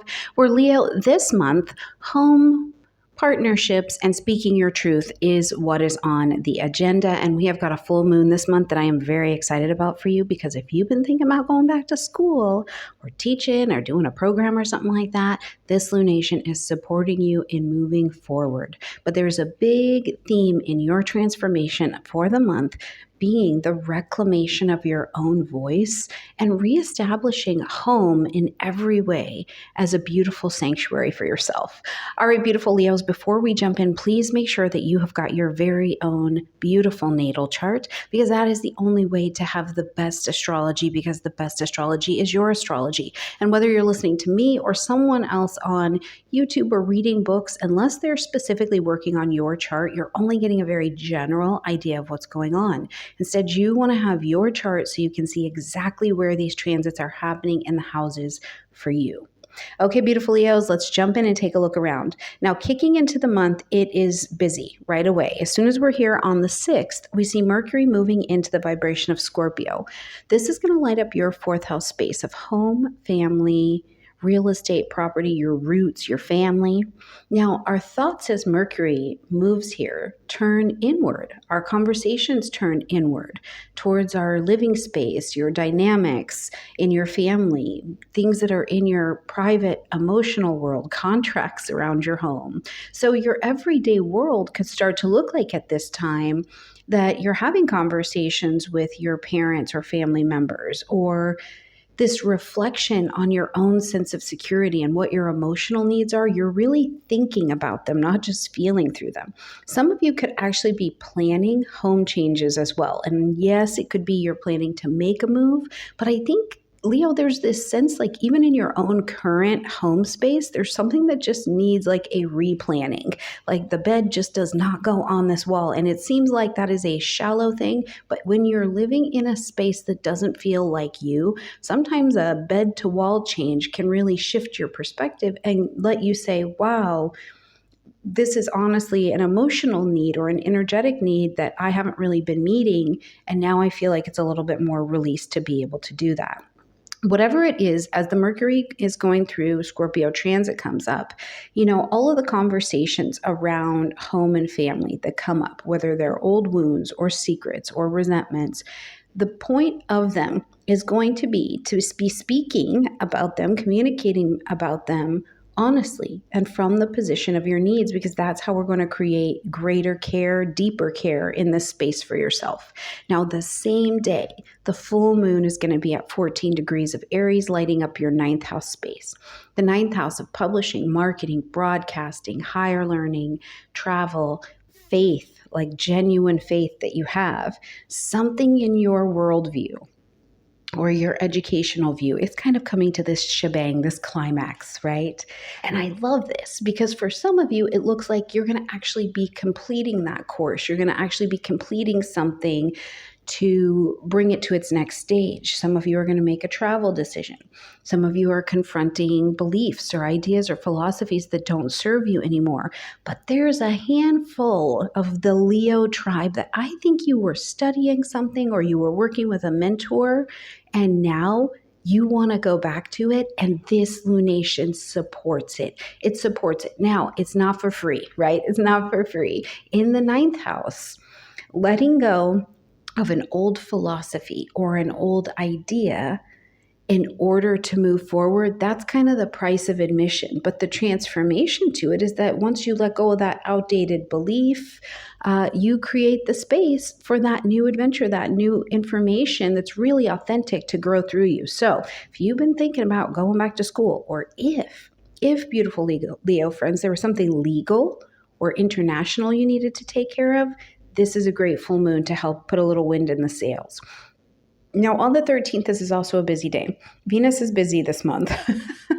Venus on the 13th is going to move into the vibration of Libra, and this is going to light up your third house space.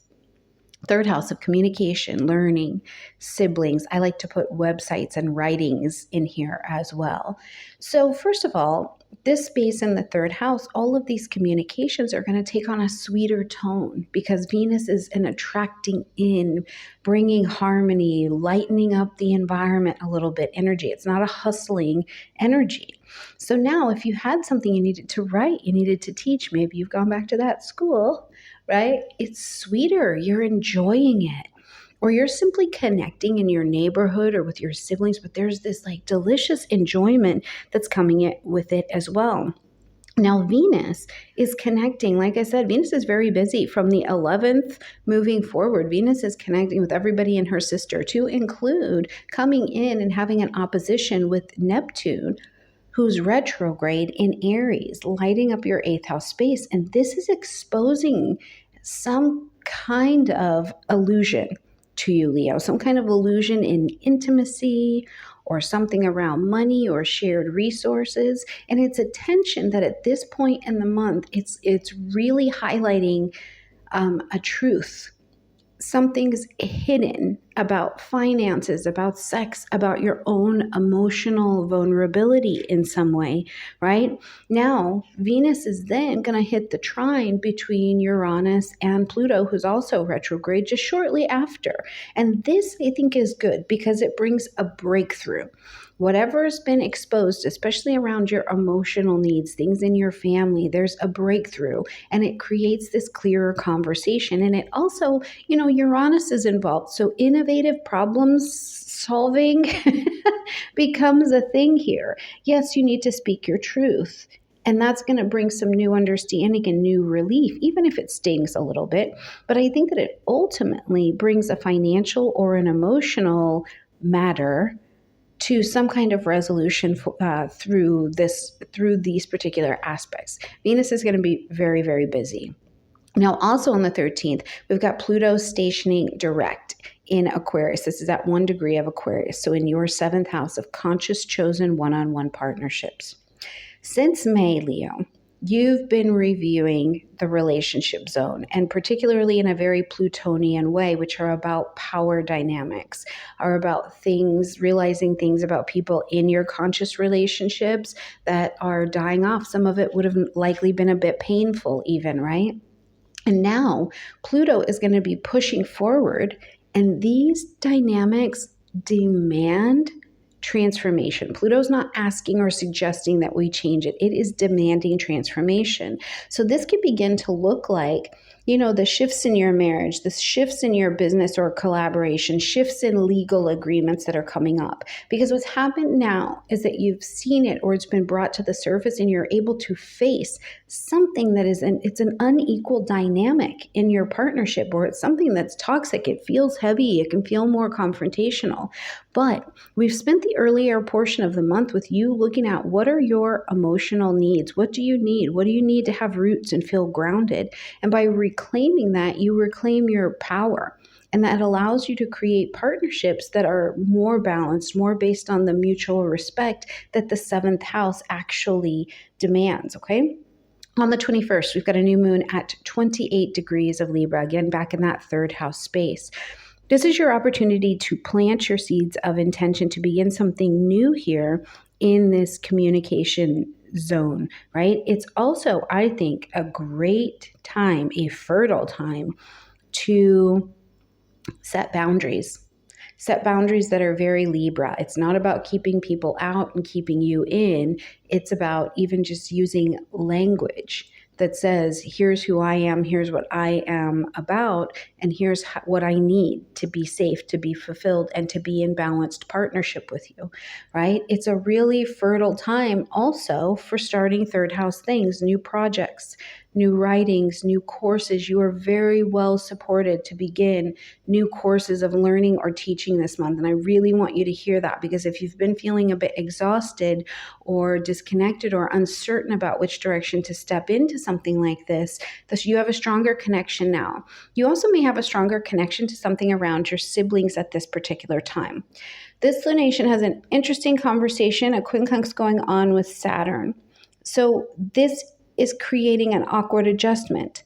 And Leo, you'll need to balance communication of what you need and maybe these boundaries with the reality of intimacy. What's the truth of it when you're vulnerable with another human being? What's the truth of your finances? What are the truth of other people's emotional boundaries, right? So it can feel like in the quincunx you're having to adjust so much that you feel restricted almost in how you are communicating about some kind of deeper issue, or you're finding it hard to talk about money, or you're finding it hard to be more intimate in some way. This lunation, as you're planting your seeds of intention, it circles back to what the month I think has really been calling from you. It teaches you that, first of all, how to be honest.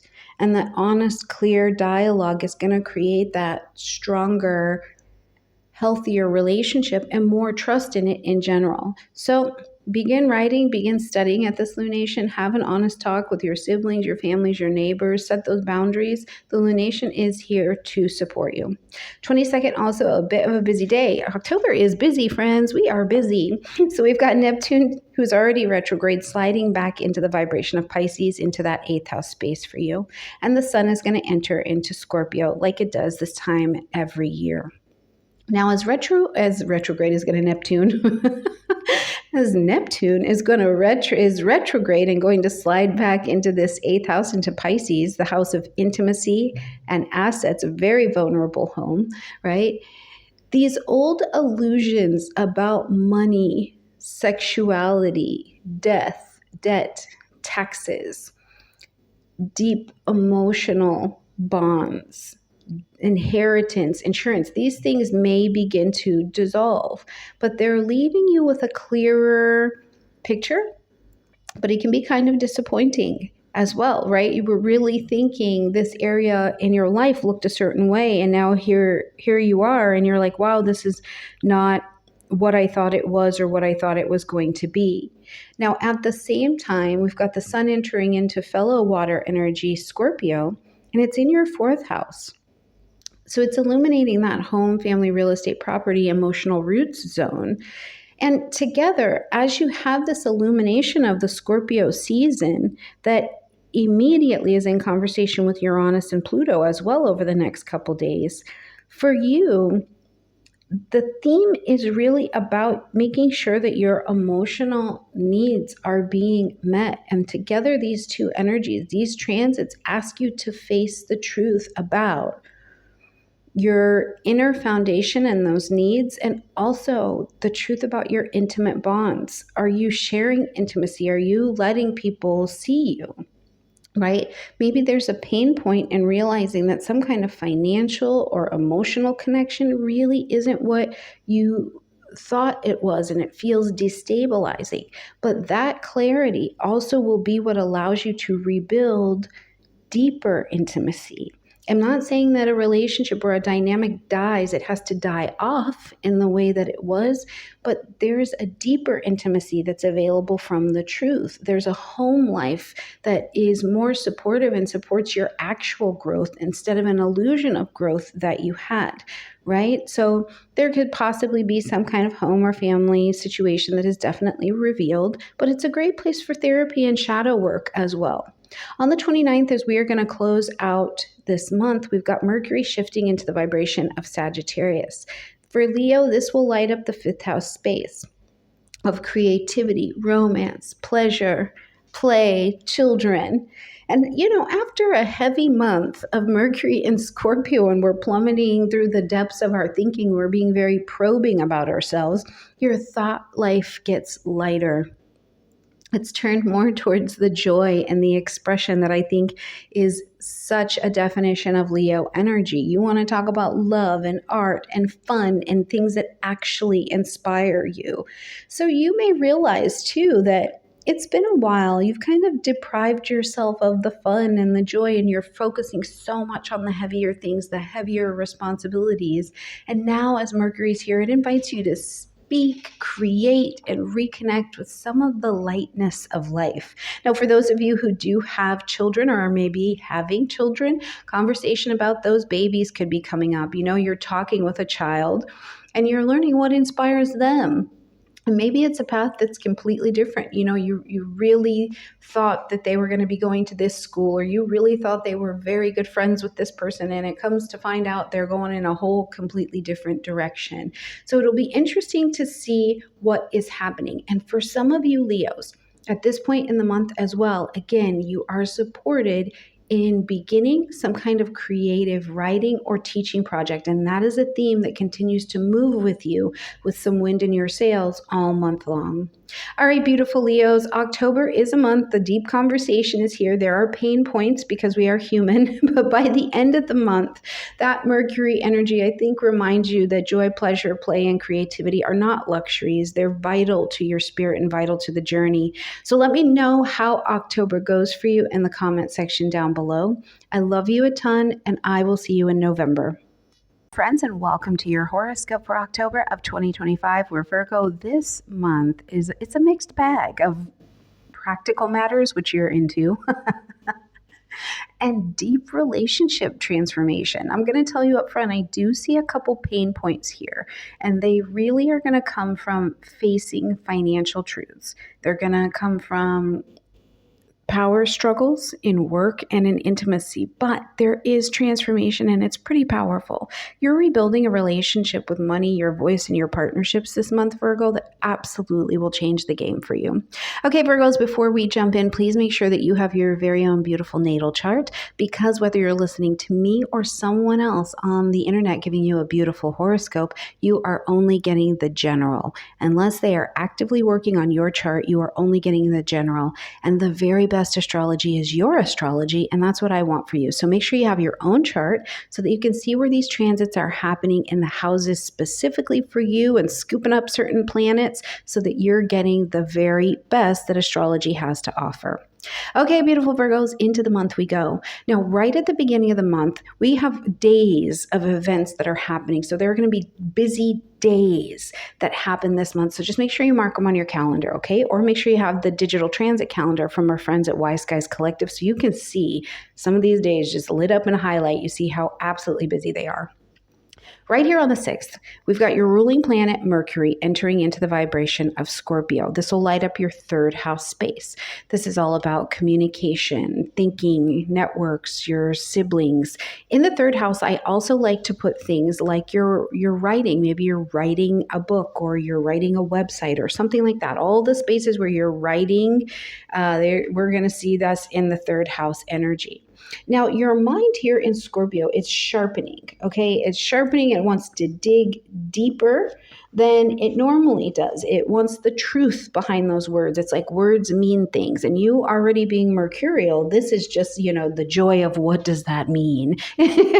Which is why I think that this season can be really beautiful for you. But what it can look like as Mercury is now traveling through this scorpionic village is that it's like you're having serious conversations with neighbors or siblings, or you're really diving into the research of something, or you're writing, but you're writing with a fair amount of intensity that's going on around this. Now, the pain point here, of course, can be that conversation in Scorpio exposes things that have been hidden, whether it's a resentment or a secret or things that you just weren't ready to hear per se. But the transformation is that Mercury here will bring clarity. It brings clarity by digging for the information, facing what's hidden. And this allows your voice to become sharper because then you're more authentic, you're more empowered. You know what you're talking about, what you're looking at. So if a conversation with a sibling or, a neighbor comes up and it's one that ends up being able to clear the air, good for that. Or if you speak more directly about some kind of boundary or something in your own environment, good for that as well. Now, the same day, we've got a full moon that's happening at 14 degrees of Aries, and this is lighting up your 8th house space, the house of intimacy and assets. It's also shared resources, death, debt, taxes, inheritance, transformation, right? But at the full moon, you're being asked to end something, acknowledge something, or to adjust something. And this full moon is spotlighting finances and those resources and the way you are intertwined with other people. So something hidden in your financial or your emotional connection could come to light at this time. And it really can. It can involve taxes or debt or loans, student loans if you have those, or whatever is in the intimacy of your partnership dynamics. So the challenge that I see here is that this lunation with all of the light in the sky can be exposing where there is a power or control issue in the money or in the intimacy. The money is funny. There's something going on here. And it forces you to face it because it's uncomfortable. It's going to be an uncomfortable truth about trust. But by releasing that, what the full moon is opening the gateway to is for you to release some kind of unhealthy pattern in how you share yourself emotionally and financially, right? You are going to be more empowered. There's more freedom. Now, it's not always, I want to be clear, it's not always that someone else is keeping a secret from you. It can be that, you want control of all of the money in your house or in your life or in a relationship because you don't trust another person. This could be where you've got some work to do, Virgo, on your own deep power and control struggle issues with trusting another person, right? So everyday manifestations you're going to be looking for could just be things coming up in your money, and they can come to resolution. Shadow work, therapy, this is going to be a great time because those things will help you confront what's really going on. Now, on the 13th, we've got Venus entering into the vibration of Libra, and Venus is very busy this month. From the 11th on, Venus is just in conversation with, everybody, Saturn out to Pluto. And as we see Venus move into Libra and light up your 2nd house space, this is again another financial space. It's money, possession, self-worth, your value, how you create income and allow it to flow to you. Now, Venus in the 2nd is normally such a sweet time for financial blessings. It really is, because first of all, Venus is in domicile, very comfortable, at home, okay, and just drawing to you over here, drawing those financial blessings, drawing a space where you feel more secure. And it can show up as you're just enjoying your life anymore. You're enjoying your value. You're enjoying making money, making purchases, tending to your things. But the question and the challenge that I think is happening here is two things. One, If you have not been able to receive, or you struggle to trust and to receive, let things come to you, because Venus is not a hustle hard planet. Venus attracts it in. And if you are not prepared to receive, or you have blockages in your Venus energy, this becomes particularly challenging for you. And I would love to see you in the Venus Reset program if that is the case for you. If you do not know how to receive and let goodness flow to you, it's really an issue. But as Venus is also here, it's going to have this opposition with Neptune in your 7th house of partnerships, right? Partnerships, conscious chosen one-on-one relationships. So there's this revelation of an illusion for you around money and relationships. Perhaps what's happened is you've been ignoring some kind of financial issue with a partner, or you are over giving in ways that actually undermine your worth, right? Or perhaps you are overtaking because you're struggling with control, okay? So these things are getting revealed. Now, Venus is going to make trines to Uranus and Pluto. So I think that this is great, because this is actually bringing a bit of breakthrough in this season. And it's a breakthrough in money and values and how you stand in your power, how you receive. This is a massive energy, so we don't want to shortchange it at all. But it can be tough seeing that your financial or your relational stability has been built on some kind of an illusion or an imbalance can be unsettling. And the idea and the acknowledgement that you've been complicit in creating that can be harder. But the transformation, there's always transformation. The universe is kind. This is your chance to rebuild those finances, rebuild that trust and that self-worth in ways that are honest and solid and liberating for you. So there's a lot on when we're talking about this area. Now, on that same day, we'll see that Pluto comes direct at 1 degree and 22 minutes of Aquarius, lighting up that 6th house space. As Pluto stations direct here in the 6th house, the 6th house is of health, daily routine, work, service to other people. I also like to remind people that while this is a house that can be of service, we have daily tasks that we do to be in service of our life. It can very easily be a house of slavery and servitude. If you are a slave, beautiful Virgos, to your daily routine, it will show, right? But since May, Pluto has had you reviewing this area of your chart, those habits, those work dynamics. And now as Pluto is going to surge forward, it's not going to ask you to transform what you've seen. Pluto demands. Pluto does not come with a please and thank you. Pluto's like, here's what we're doing, get on board. So this could bring big shifts in your job, in your coworkers, in your health routines, in your nervous system. And again, Pluto can make you feel powerless or uncertain. The entire world around us has been changing. How do you fit into that story? How do you create a daily routine that is devotional in a new world that has a new vibration? So here you're recognizing where those work or daily habits have been off, or they're toxic now. They don't work. They're not empowering to you. They're draining. Different health concerns can surface, especially if you've been ignoring them. But again, Pluto's gift is empowerment. And it empowers you to take control of your life. Create these routines that are healing instead of draining to you. Let those work dynamics go ahead and change pretty dramatically. Restructure your daily schedule that reflects devotion, not slavery. Okay? All right. On the 21st, we've got a new moon happening at 28 degrees of Libra, back in the 2nd house space. An opportunity to plant your seeds of intention to begin anew in your finances. And what a beautiful thing. Finances are a really powerful vibration to be spiritually connected to.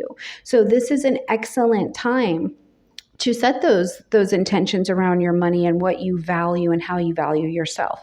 Now, it is a little bit of a tricky new moon because we see the moon in a quincunx to Saturn, who's in your 7th house, which means that adjustments are not only needed in your partnerships, they're wiggly. Like you're like, why am I having to adjust so much here? right? And it can feel a little bit of extra raw. You're realizing you're like, okay, I've got a financial or a self-worth issue that is tied to this imbalance in my partnership. Maybe I really don't trust myself or this person, or there's something going on in there. And it's like an itchy tag at your back. You're trying to sort it out. And while you're trying to sort it out, you're feeling more raw. Now, what I want to tell you with a quincunx, the way to work with it is not to keep trying to figure it out. There's an acceptance that this is uncomfortable. It's showing me something uncomfortable. And by aligning at the opposite sides, just go to the new moon in Libra, just go to Saturn. It's not about trying to make them work together.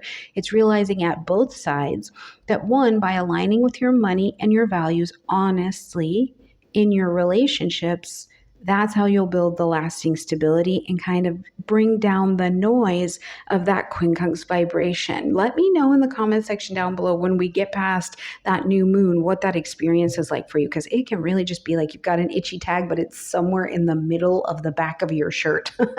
How do you do that, right? Okay, on the 22nd, we see Neptune, who's already retrograde, re-entering the vibration of Pisces, lighting up that 7th house space. And we have got the sun entering into Scorpio. And this is going to light up this 3rd house space. Now, as Neptune moves back into your 7th house of these conscious chosen one-on-one partnerships, the first thing I want to bring to our attention is it's already been here. Remember, Neptune worked all 30 degrees of Pisces already. It's done it. You made it. Happy congratulations, you made it. So now as it's sliding back, it's just a review. It's just a review, but you're reviewing with all of the skills and all of the wisdom that you built spiritually, right? So an old relationship illusion can resurface. Now, whether that's romantic, business, friendship, and you can feel a bit disillusioned by it, but Neptune's retrograde is helping you see the truth because now you have all of the skills. You've also seen with Neptune being in Aries where the next spiritual version of you is going next, right? You've stepped forward into that new spiritual fire already. So as you're coming back, it's just about seeing something more clearly. Now, on the same day as the sun enters into this 3rd house, like it does every year, it's highlighting your communication and your learning space. And so this watery pairing on this day is really a suggestion that you'll need to face truths about your partnerships and then speak them clearly. Speak your portion, speak what you're sensing from another person, right? Because seeing clearly where there's been some kind of fooling ourselves in a relationship can feel heartbreaking, but it is a chance to build the connection that's authentic and not to build on fantasy. And it's not that we're all just running around out here being big old liars. The human condition is quite delusional. It really just is. And we change. And sometimes we've changed so much in seasons, but it's been so slow that we didn't realize something doesn't work anymore. And now we just need to come current in a relationship dynamic. So be held with that. It's just change. It's just changing. Now, as we're going to close out this month on the 29th, Mercury is going to enter into the vibration of Sagittarius, lighting up your 4th house space. As Mercury comes into the 4th house of home, family, real estate, property, your emotional roots, it's a fellow mutable energy just like you are. So there's a change. It's kind of like riding a wave. And conversations turn, first of all, from the depth and the intensity of everything you dug up during Scorpio season towards, yes, family matters, towards housing, towards your inner foundation, but it's a lot lighter. It's a lot lighter. Maybe you're finding yourself reflecting more deeply on your private life, but you have perspective because Mercury in Sagittarius is looking at the bigger picture. You have perspective. You can talk about home and family issues with greater clarity and optimism. My God, what did you see this month in partnerships and your own ability to trust? And now it's coming out in the forms of, wow, I'm past that, or I'm moving past that. I have some resolution, I have some clarity, and I can talk about it. So expect conversations with family members to to be on the surface, truths on the surface. Expect that some of you are going to be very practical, right? You're going to begin planning a move or planning a home project or something like that. But I think that ending the month on this note and this tone with this level of clarity is something that is really setting you up for a greater stability as we move forward. All right, my absolutely beautiful Virgo friends, please let me know how your month goes in the comment section down below. I love you, and I will see you in November. Hello, my beautiful Libra friends, and welcome to your horoscope for October of 2025, where Libra this month, the theme is a lot around identity, relationships, and your self-worth. And the transformation that I think is available as we close out this month is really about stepping into your own power, but it's with so much more clarity. It's a lot more balanced, and I think that the self-love looks different than it ever has before. So we'll jump in and talk about all of that. But before we do, Libra, please make sure that you have your very own natal chart, because whether you're listening to me or some other beautiful astrologer online or wherever, unless they're doing your chart, you're getting a general reading, because that's all we can offer. So I want you to have the best astrology, and the best astrology is your astrology. And you can only do that by having your own natal chart. So make sure you click in my description box down below and grab it. Okay, now Libra, as we're going throughout October, there are days that are busy. They are just busy because lots of things are happening on the same day. So make some note of this on your calendar, or make sure you have the digital transit calendar from our friends at Wise Skies Collective so you can see these days, because I'm covering the big ones in the monthly, but in the weekly, you will see there are days where there's just so much energy going on. It's absolutely wild.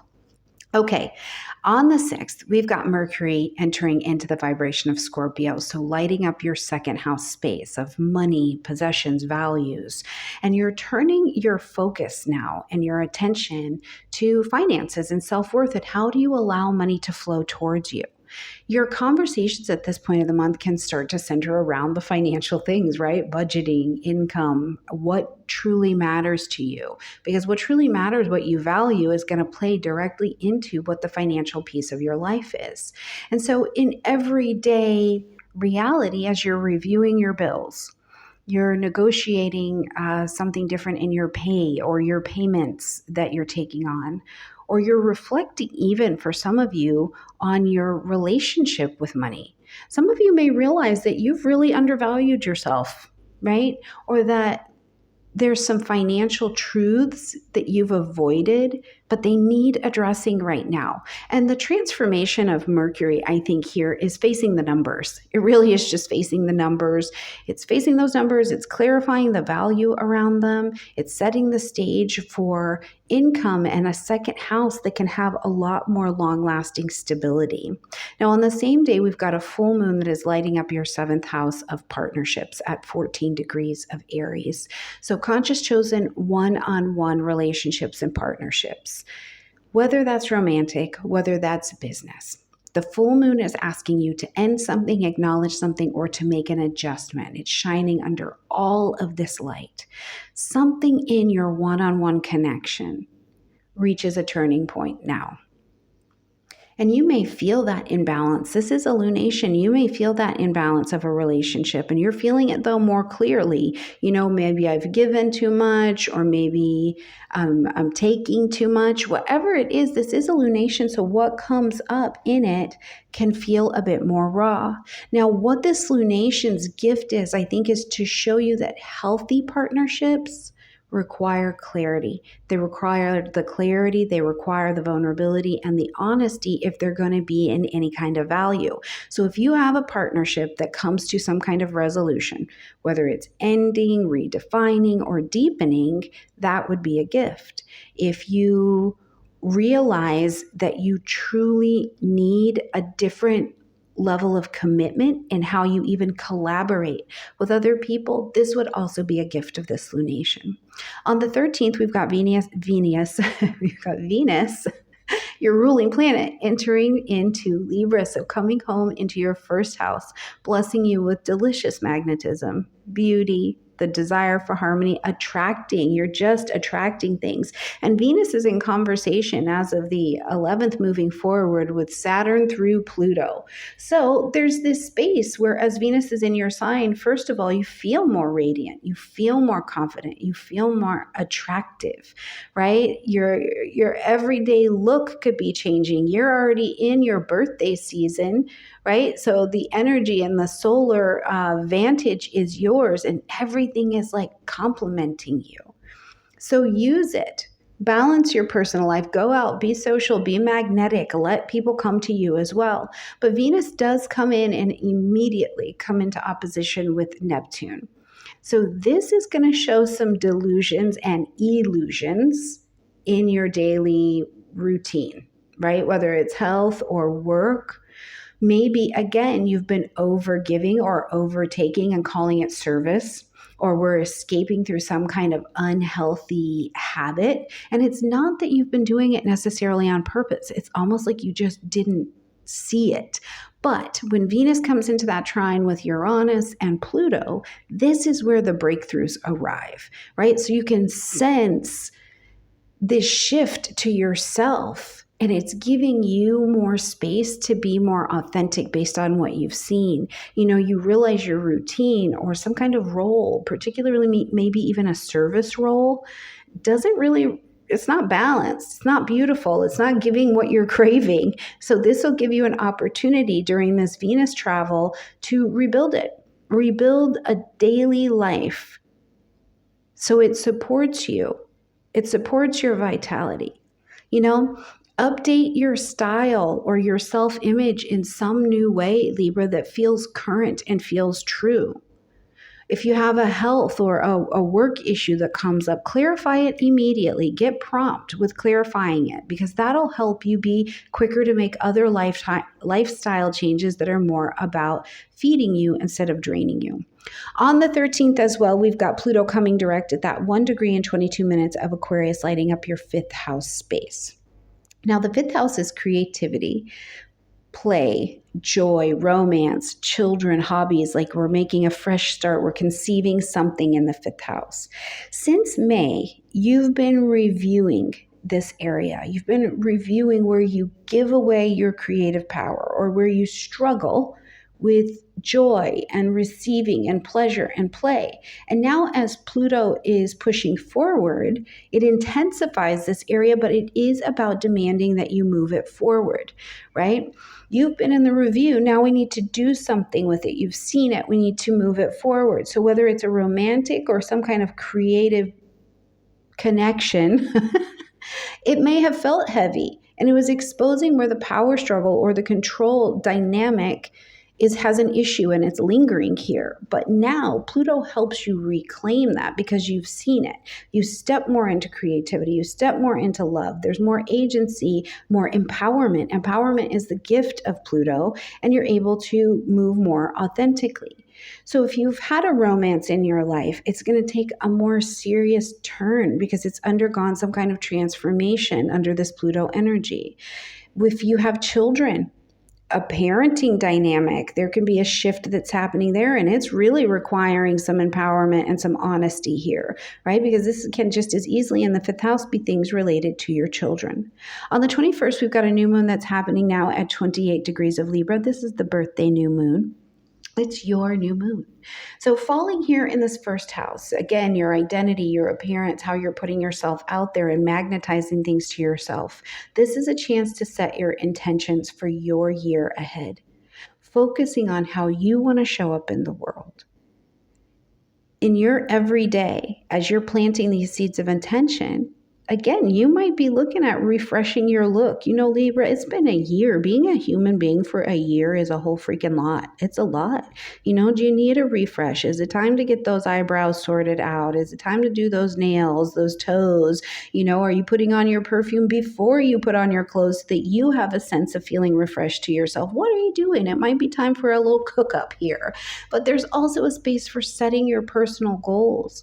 Because this is all, as you are in reclamation, it redefines how others see you and redefines how the world will receive you and what becomes consciously for you, available for you to draw in. Now, this new moon is a bit tricky because there's a quincunx to Saturn that's in Pisces at this point. So there's this adjustment.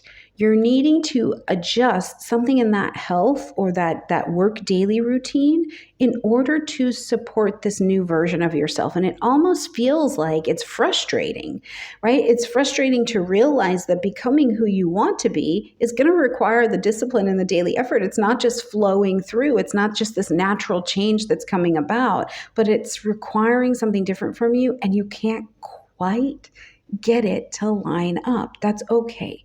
This lunation is allowing you to practice that alignment. You get to baby step in it. You're not trying to resolve the discomfort. You're accepting the discomfort that the quincunx is providing because it's just showing you what you don't want anymore and your need to grow into the behaviors that allow you to have what you do want. Okay?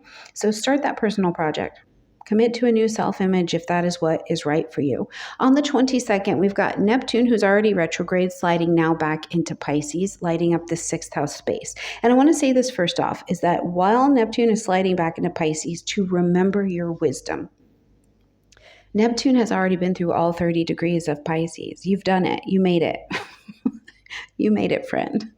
So now this is just pulling back and sliding back for some cleanup, but you have all of the wisdom of what you acquired while Neptune was traveling those 30 degrees of Pisces. Now, on the same time, we're going to see that the sun leaves our beautiful Libra terrain and moves into Scorpio, into the 2nd house. So it's a very watery kind of day. But as Neptune is having this reentry to this 6th house, this daily routines house, an old routine, right? And we already talked about you're trying to wiggle into this new routine. So an old routine or a job or a health issue can surface. But the illusions around it, Neptune is helping you dissolve them. It's dissolving them. You're seeing why they don't work or what you need to tend to them. You know, you very clearly see where there's been some idealization or neglecting in this area, and it makes it easier to step forward into solution. Now, at the same time, as the sun is coming into that 2nd house, it is spotlighting money and self-worth, but it's also values. So together, these transits, I think, are reminding you at this point in the journey that your sense of value is absolutely tied to how you care for your daily life. Oh, and I know the pain point is always when Neptune gets involved, disillusionment. Just disillusionment. If your current work or your current habits are not aligning with those deeper values, we feel it. We deeply feel it. But the transformation that we're allowed to grow into is clarity, and clarity that allows you to rebuild routines and health practices and daily devotions that reflect your absolute worth. As we're going to close out this month on the 29th, we see Mercury shifting into the vibration of Sagittarius, lighting up this 3rd house space of communications, learning, siblings. I like to put writing, like maybe you're writing the book or you're writing the website, you're learning something. And your mind, we've been in the depths of ourselves all month long. We've been probing and digging and finding out information that's beneath the surface, right? It's been beautiful. But your mind is now curious. You're like, well, with all of this stuff that I know, or all of these things that I'm free from because I have this different level of clarity, I'm curious. I want to have a conversation about something. What do I do with it next? How do I set up this routine? Maybe you want to study something new. Because truly, it's been a lot of self-reflection, and this energy feels lighter. It feels more expansive. So if you do find out that you realize that you've avoided some kind of important conversation, or you've had a very limited perspective on something, Mercury here gives you perspective like crazy. It helps you speak more openly. It helps you learn more widely. It's just bringing a fresh connection to what you're doing. So at this point in the month, if you wanted to start a new course or start a new writing project or something like that, yes, bang on, do it. Honest conversations with siblings, neighbors, or people in your network, yes, absolutely do it. And for some of you, this can inspire you to feel like you want to share ideas a lot more publicly. This is a bit of wind in your sails to be able to do that. All right, beautiful Libra, October is about you fully stepping in. There's a lot of power. There's a lot of truth to be revealed, but it's, I think, also a reminder to you that your story is meant to be shared as well in some way. Your identity, the journey, the many identities that you've had along the way, they're actually meant to be shared and reflected on as well. All right, my beautiful Libra friends, please let me know how October goes for you in the comment section down below. I can't wait to hear how it's unfolding. I will see you in November. Hello, my absolutely brilliant and beautiful Scorpio friends, and welcome to your horoscope for October of 2025, where Scorpio, this month is your month. There's rebirth, there's retreat, there's redefinition of your foundations, but it is definitely your month of renewal. And the transformations come this month in really reclaiming your voice. And I really want to talk to you this month about if you are nurturing your body or not, Scorpio. So we will get into all of this. But before we jump in, beautiful Scorpio friends, please make sure that you have your own natal chart, because the very best astrology is your astrology. And whether you're following me or one of our other beautiful creators here on YouTube, unless they are talking about your chart specifically, it's just a general reading. But I want you to have the best. I want you to have the full power of astrology for you and how it's playing in your life. And you can only do that with your particular chart. So click in my description box down below and come and get one so you can see where these aspects are playing out for you. All right, Scorpio. Now we have days this month that are busy. They are very, very busy. I'm giving you the general overview of the big things, but I'll also be walking with you weekly to see exactly how busy these days are, because man, energy is moving here in October. So happy birthday for that, right? Now, as we are starting out this month on the 6th, Mercury is moving into Scorpio, into your first house, this house of identity. It's sharpening your mind. It's sharpening your words every day as you're traveling through this Mercury transit, and it's really going to go until the end of the month. It looks like being a bit more vocal about what you need. You're asserting yourself in conversation. You're asserting your opinions about things. You're reflecting more deeply about who you are becoming. But also, Mercury gives you the ability to listen to your neural network. What do you need inside of your body? Right? A pain point that can present itself under this transit is you're speaking your truth and it's stirring up a bit of conflict, and you're not really ready to hear that. But really what's taking it on is your body, because there's a lot of intensity that's happening here. Or you're struggling with realizing how much you're overthinking, or you're in some kind of overdoing or producing mode, and it's actually kicking up your cortisol energy. So I want you to be paying attention to your body just as much as your mind and your communication space as we're traveling with Mercury all month, because Mercury here can help you, first of all, own your own voice and use it for clarity, but also clarify the other messages and signals that are coming through that are the truth in your own body. Now, on the same day, we've got a full moon happening at 14 degrees of Aries, lighting up your 6th house space, the house of work and health and daily routines. I also like to put service. Maybe you're a caretaker, or you are caretaking of a pet or a person or something in this area. Now, something in your daily rhythm is coming to a climax, because the full moon is asking us to end something, acknowledge something, or to make an adjustment. Now, for some of you, that could involve absolutely a job project, right? Or you're simply restructuring the way that you're using your time. But many of you, I think it's going to come to a health matter. And whether this is burnout or exhaustion, or the nutrition's just been off a bit, it's like there's some level of neglect in your body, or overworking, or something happening in the body space that I think is presenting itself, right? Something, whether it's the job situation or the body, it feels like it's just not sustainable. So the gift, I believe, of this lunation is the invitation to, first of all, address it and release it. Release the old habit. Create something healthier, a healthier rhythm, something that can sustain your body and your spirit. You know, are you nourishing yourself from the food to the content to the spaces that you're in right now, Scorpio? A work project comes to an end, and that enables you to change direction, right? It's really a lovely lunation. Now, as we are getting to the 13th, Venus is going to enter into the vibration of Libra, which will light up your 12th house space. But Venus is busy this month. From the 11th on, Venus is connecting with everybody from Saturn to Pluto. There is a lot of conversation going on. But as Venus moves here into your 12th house space, this is the time of year for the rest, the retreat, the healing, the things that are going on behind the scenes. It's a quieter placement for Venus. And it's where that love and that beauty and that pleasure are all taking place behind the scenes, right? It's where you maybe crave a little bit more solitude. You want that private romance, that creative reflection. But I also still think in this 12th house dynamic with Venus here, because it's so much about creating beauty and attraction to you behind the scenes, it's where you're needing to go in and listen to your body and spend time in the space of touching your body, of saying, you know what, I put my perfume on before I put my clothes on, just so I have this closer contact with my own scent, of feeling like I'm retreating and resting in my own body. Now, Venus is going to come into a conversation in opposition with Neptune, who is retrograde.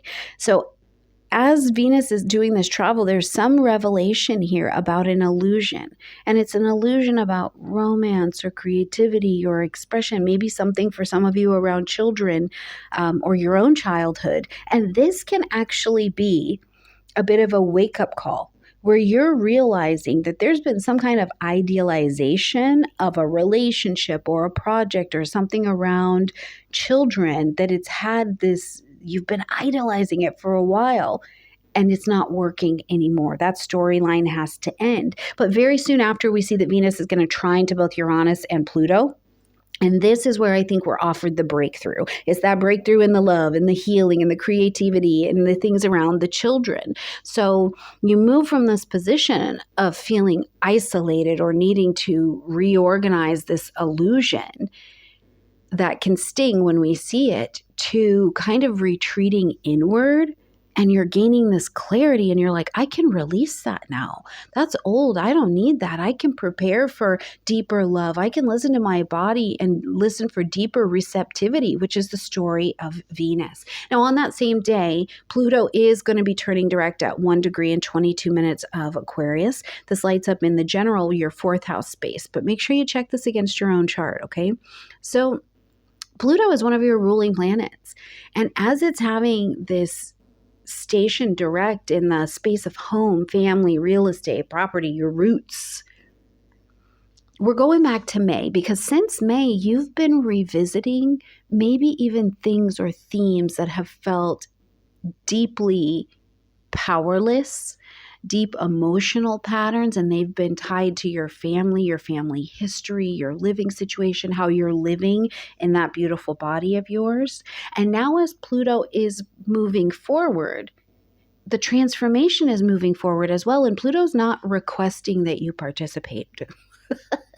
Pluto is not interested in a request. Pluto is like, we are going forward. So those pain points of the family conflict or those old wounds, if they have felt raw or they felt unavoidable, or the power struggles at home or around what is home for you have intensified, the transformation of Pluto is always empowerment. So now you can rebuild your foundation and it's going to have more truth. It's not going to be out of control. It's not going to be out of powerlessness. It's not going to be out of secrecy. Right? So the family dynamic, whatever that is, whether it's past, present, or moving towards your future, shifts dramatically. That practical home move or renovation transforms dramatically, right? Now on the 21st, we've got a new moon that's happening at 28 degrees and 22 minutes of Libra. So again, more in the space of the 12th house. And this is a chance for you, or an invitation. I want to say invitation to plant your seeds of intention for rest and healing and recovery and closure. You have been you for a whole year. It's time to process that. It's an invitation to clear out the old baggage before you head into your solar rebirth that's just coming in a few days later this month. You may feel the need for solitude creeping in, for retreat, for rest, for spiritual practice. I hope that you make time for ceremony, because facing your inner shadows or letting go of what no longer serves you can feel lonely. It can feel unsettling. Looking at what you've learned and you've grown through and who you've been, and celebrating your wins for the last year is a big deal.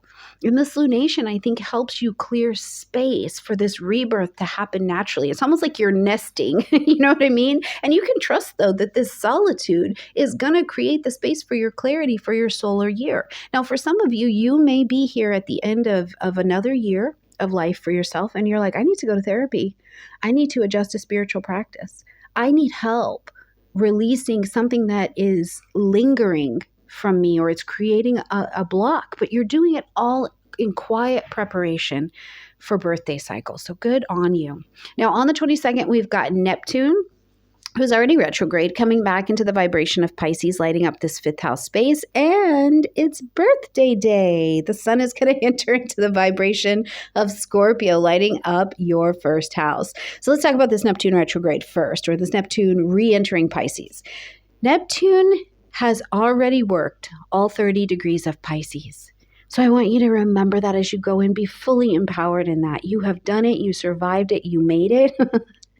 And now as Neptune slides back, it's just a revision, just making sure you're clearing up any kind of loose ends around joy, pleasure, play, romance, creativity, children, your ability to receive and be nourished in receiving, right? So old illusions that you have here will likely resurface, and you might even feel really disillusioned, especially if a dream or a vision you find out doesn't match reality anymore, but it is clarity. It is clarity. Now, it's a very watery day because we've got Pisces, and then we're coming into your Scorpio beautiful space, and the sun is entering your sign. So it's igniting you. It's igniting this first house. It's recentering you in your power. And this is a pairing this day that I think asks you to face illusions in this fifth house, in this love area, in things around your children, while also stepping into your own light, right? The disappointments in the romance and the expression and the creative place with the children, they might feel sharp, but you have the wisdom. You've already processed this. You do know this. And the sun reminds you that your joy doesn't depend on illusions. It comes from really standing in your truth, and you can absolutely do that. Now, as we're going to close out this month on the 29th, we've got Mercury entering into the vibration of Sagittarius, lighting up your second house space. Now, listen, I love you, but we've had a whole month of rolling in the deep with Mercury and Scorpio, right? You have done your best work. You have been beautiful. You've helped us see between the veil, behind the surface, and where the root of our deepest passion and greatness lies in our vulnerabilities. But also now it's time to lighten it up just a little bit. So we've got Mercury moving into the second house of your finances and your values. And now the conversation is going to focus on all of the things that you've learned, including how you've been tending and nourishing and bringing nutrition into your body, how much value that has. And that value translates into money, into your possessions. And it can look very practical as well. Your mind is turned to budgeting, towards negotiating things in contracts or things around finances, or reflecting truly about how those values you have learned all month long, all year long, align with your current choices. So if you are starting to realize that maybe there's some kind of financial habit or financial story you've been telling yourself, or a self-worth pattern that has really been holding you back, or you found out it's not true, the transformation of Mercury here is perspective.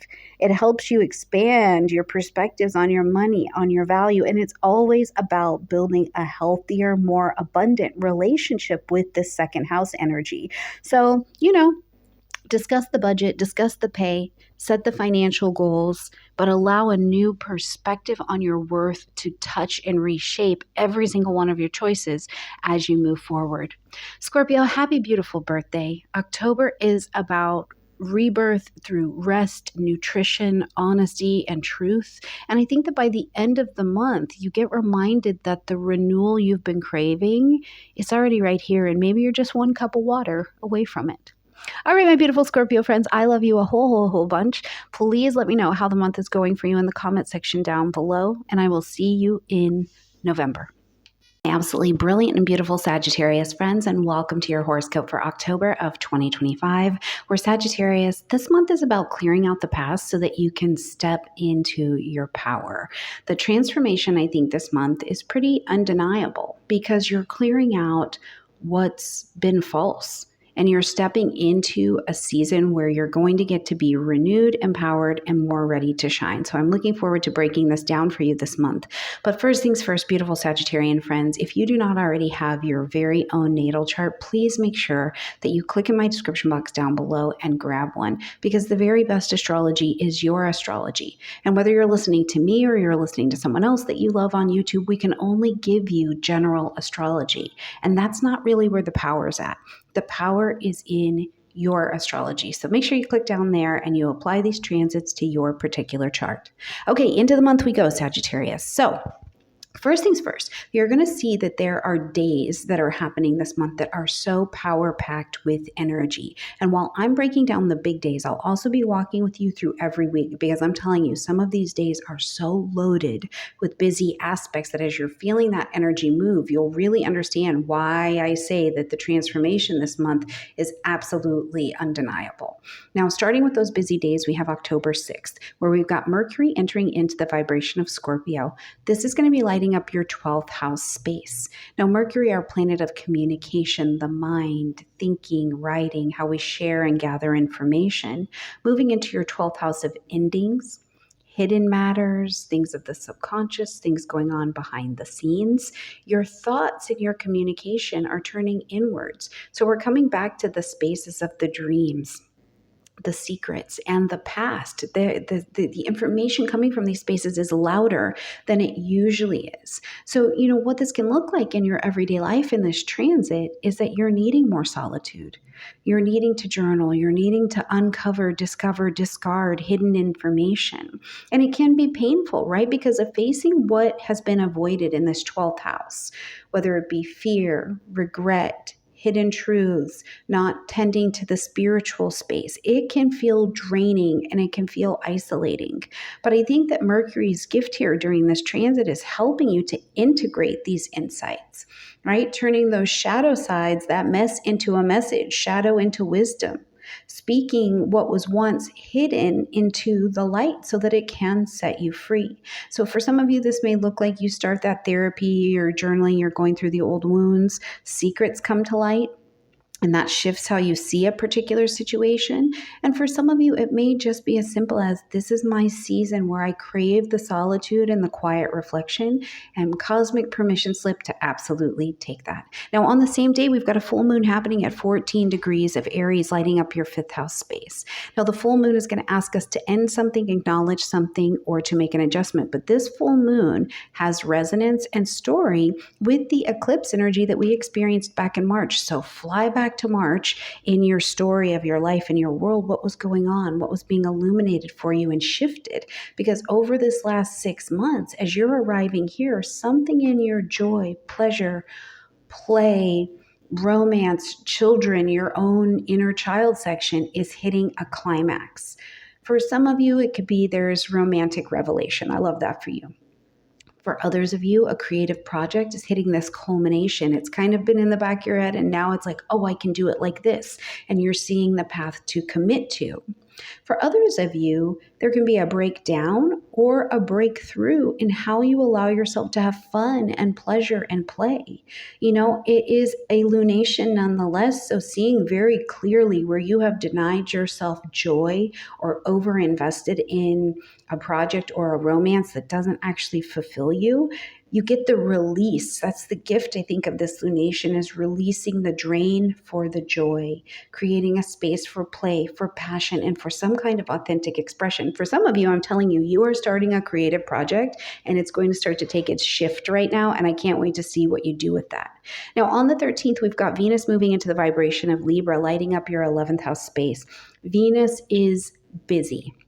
Between the 11th and the 15th, Venus has got the water bottle, hydrated, very busy, lots of conversation with everybody from Saturn through Pluto, okay?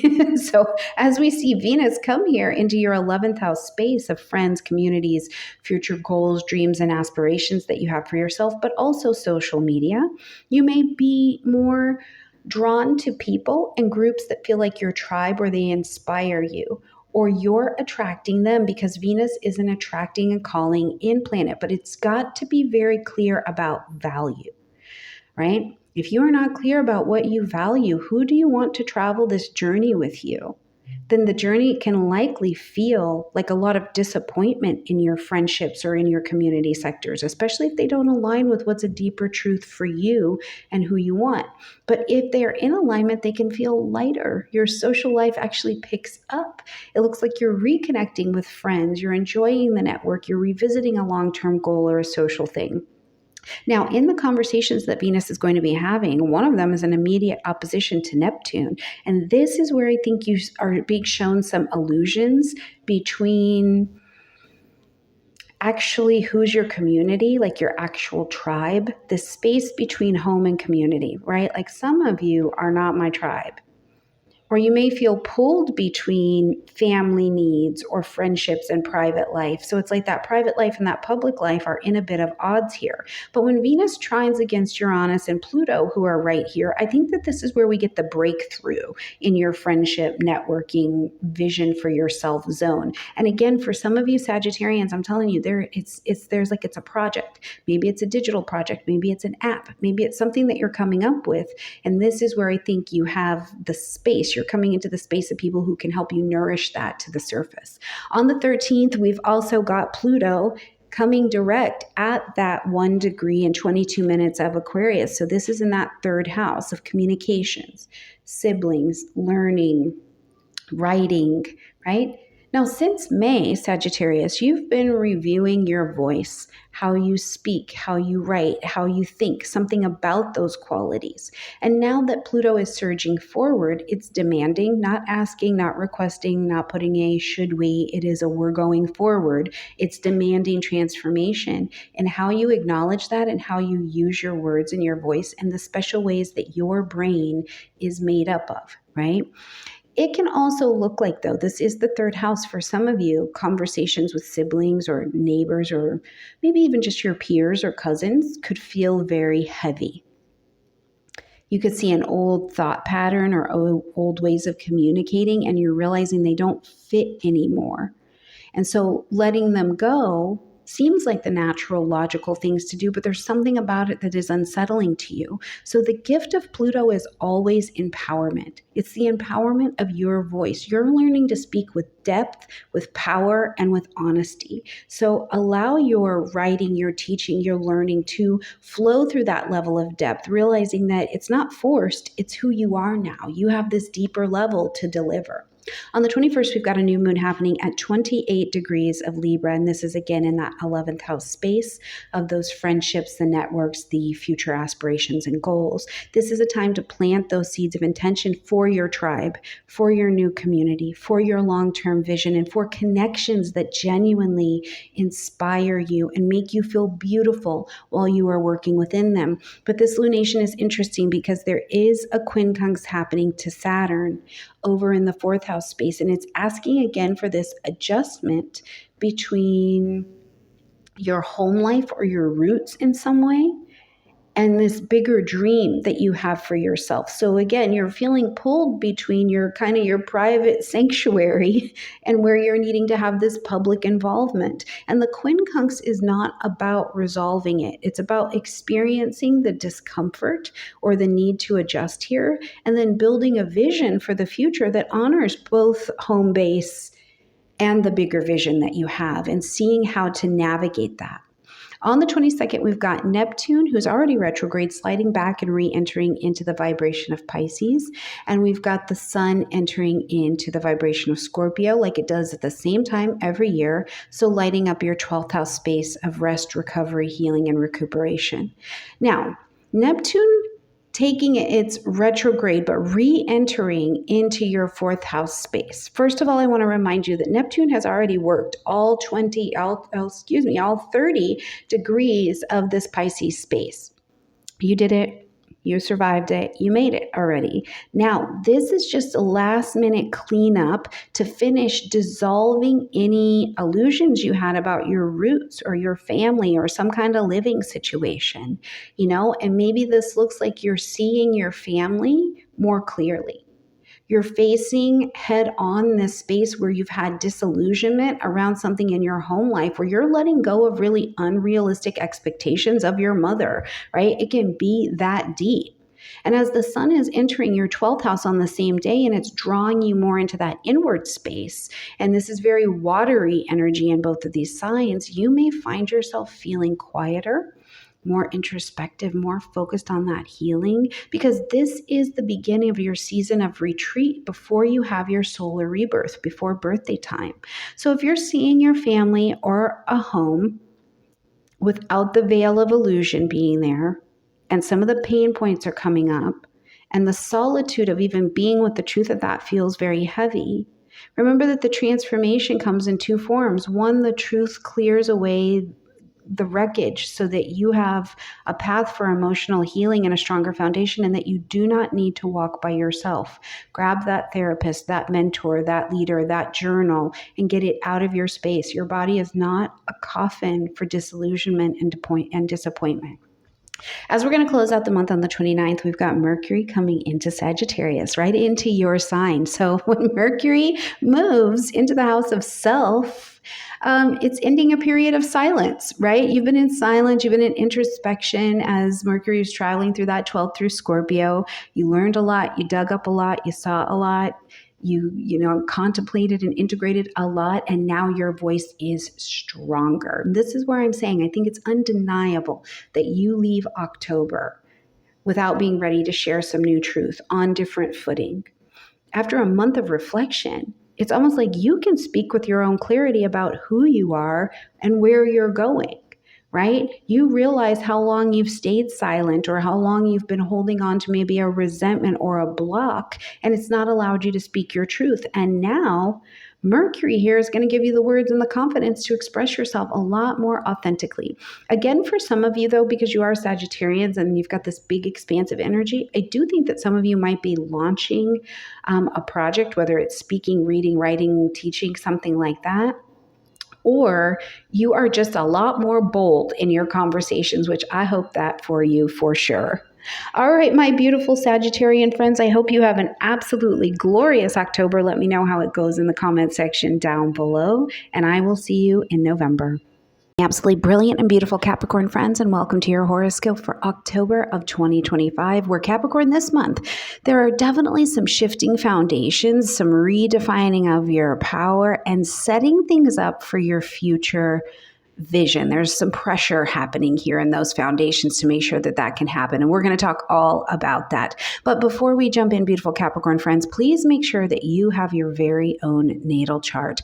That is where the true power of astrology is going to lie for you, because even though we're here and we're gathering, and I love this, I'm giving you a general reading. No matter who you're listening to, unless they are working specifically on your chart, they're also going to just be giving you a general reading. And I want you to have the best, and the best astrology is your astrology. So make sure you grab a chart in my description box down below and look at where these transits are happening very specifically for you in your chart. All right, Capricorn, let's jump in and see what the month has to offer. Now, I will tell you, this month we have days that are clustered together with events that are happening, and it makes them really powerful, busy, energetic days. And while we are going to walk through it in the general here in the monthly view, I will be with you for the weekly as well, because it is busy. It's just busy this month, okay?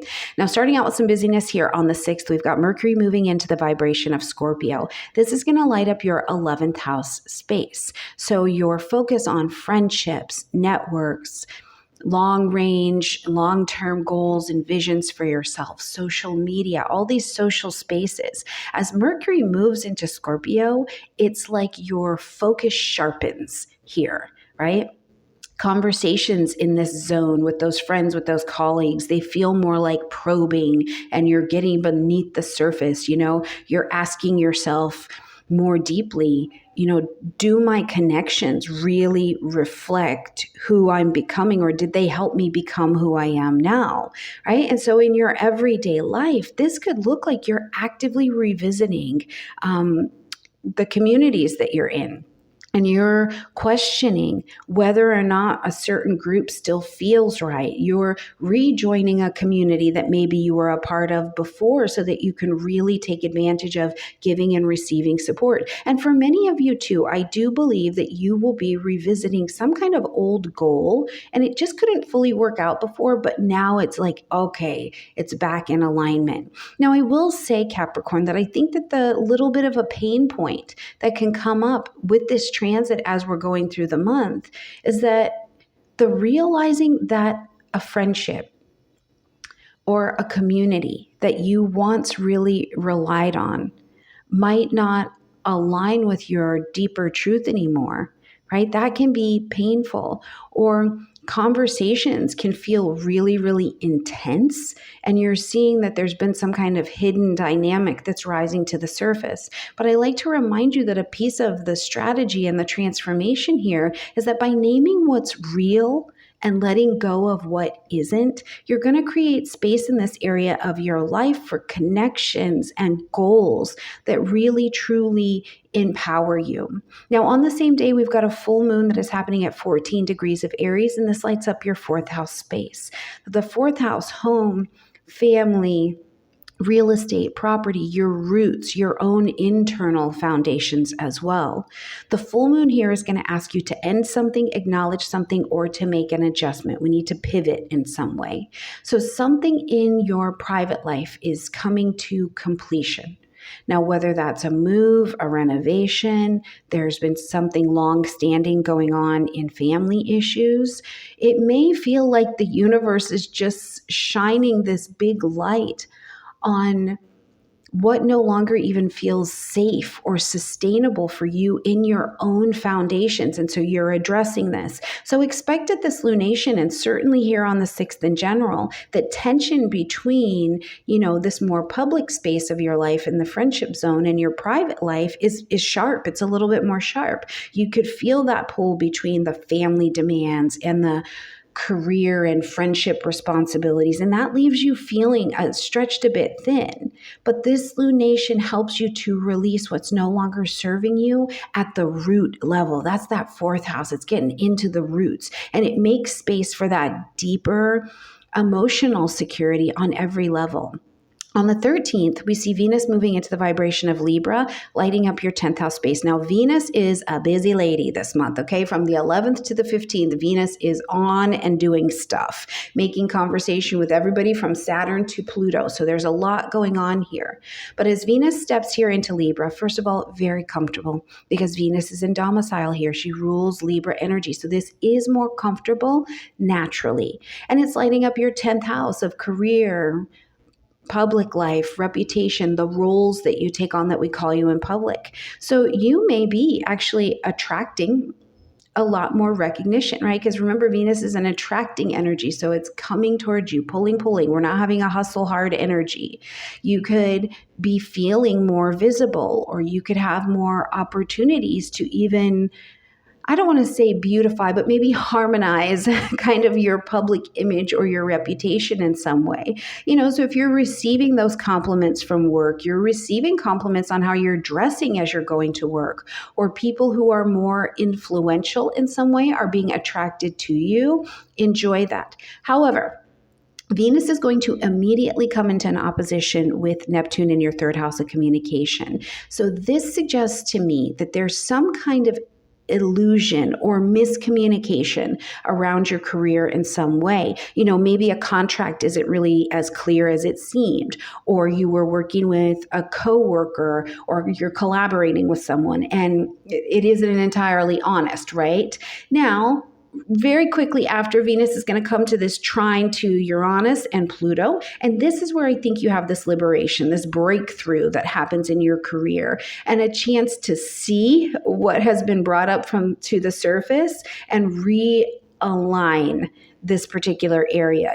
This is where that conversation around the contracts or the agreement, you're like, okay, we just need to renegotiate this in some way. So I think you'll enjoy that that clarification as it comes back around. Now, we're also going to see here on the 13th that though Venus is doing conversation, heading towards conversation here with Pluto, Pluto is coming direct at 1 degree, 22 minutes of Aquarius, and this lights up your second house space. Now, the second house of money, possessions, what we value, our self-worth, the way we allow money to flow towards us. This all comes through the second house. And since May, Capricorn, you've been reflecting on where your sense of value is tied to, where it's tied to in regards to money, even external validation as well. And now that Pluto is pushing forward, it's asking that you take those revelations that you had, however powerless or painful they might have been, and turn them into real transformation in how you're handling your resources, how you're carrying yourself and your worth. The pain point here, because it is Pluto, and we change this deeply through pain, you may feel some kind of financial pressure, or you're feeling like there's still control issues around money. Whether that's in your personal budget, something around work compensation connected to the government, however you've relied on material stability for a sense of security, there can be some realizations that the changes are happening, and it's heavy. But Pluto's gift is always empowerment. It's always empowerment, right? It empowers you to reclaim your worth from the inside out, which means that you're going to change how you navigate stability, right? When you're also able to face the fears that you have about scarcity or about control, this is going to help you to build a more rooted confidence and attract that abundance, right? So it's a big day here on the 13th. Now on the 21st, we've got a new moon happening at 28 degrees and 22 minutes of Libra, back to this 10th house energy. And this is a great opportunity for you to plant your seeds of intention in your career, in the role that we call you, in your public image. I think it's really a powerful moment actually to set those intentions in your professional path, because you see what you want to build over this next year. However, this is an interesting lunation because there is still this kind of quirky quincunx happening over here with Saturn, who's in this third house space. So we've got this adjustment that's trying to be made around communication or contracts or something in a learning space, and you're uncomfortable with it, right? You're just uncomfortable. There's something about it. It's just not sitting right. So you're feeling restricted, but you're almost feeling restricted by what you don't know yet. Or you're realizing you need more skills or more discipline or something clearer in communication to be able to move forward. So while that is uncomfortable, the quincunx is not here to be resolved. That discomfort is not asking for resolution. It needs you to feel it. And instead, the lunation, as you're planting your seeds of intention on how you want to move this area forward, helps you to align more of that public life with what's actually your long-term goal, even if it's going to require patience and a lot of discipline to get to that growth. So set those new intentions for your career direction or that public project, and just realize that there might be some communication skills that are presenting themselves as essential to you having the success that you want. Okay, on the 22nd, we've got Neptune, who is retrograde, now sliding back into this vibration of Pisces, and the sun is also going to enter into Scorpio, into your 11th house as well.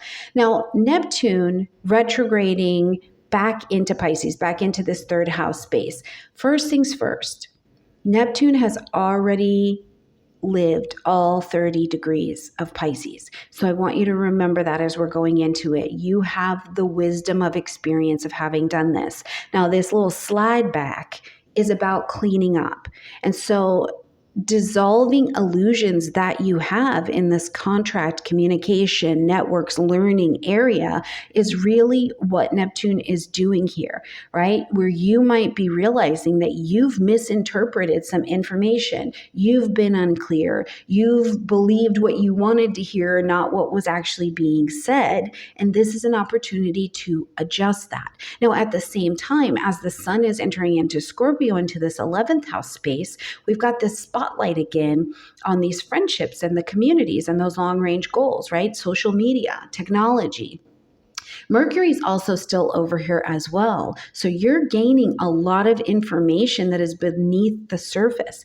So I think the combination of the Neptune, the Sun, the Mercury here, it's all a combination to show you that your voice in community in some way needs clarity.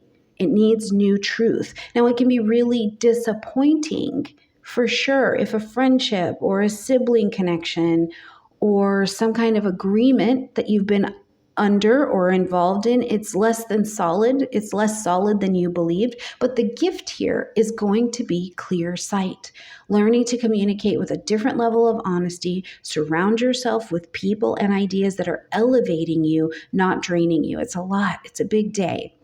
Now, as we're going to close out this month on the 29th, Mercury is going to enter now into Sagittarius, lighting up this 12th house space. So as Mercury shifts into this 12th house, it's endings, hidden matters, subconscious things, things going on behind the scenes, your creativity, your faith, right? Now, after weeks of all of this social activity where Mercury has been working in that social zone, your mind is taking that beautiful focus and bringing it inward.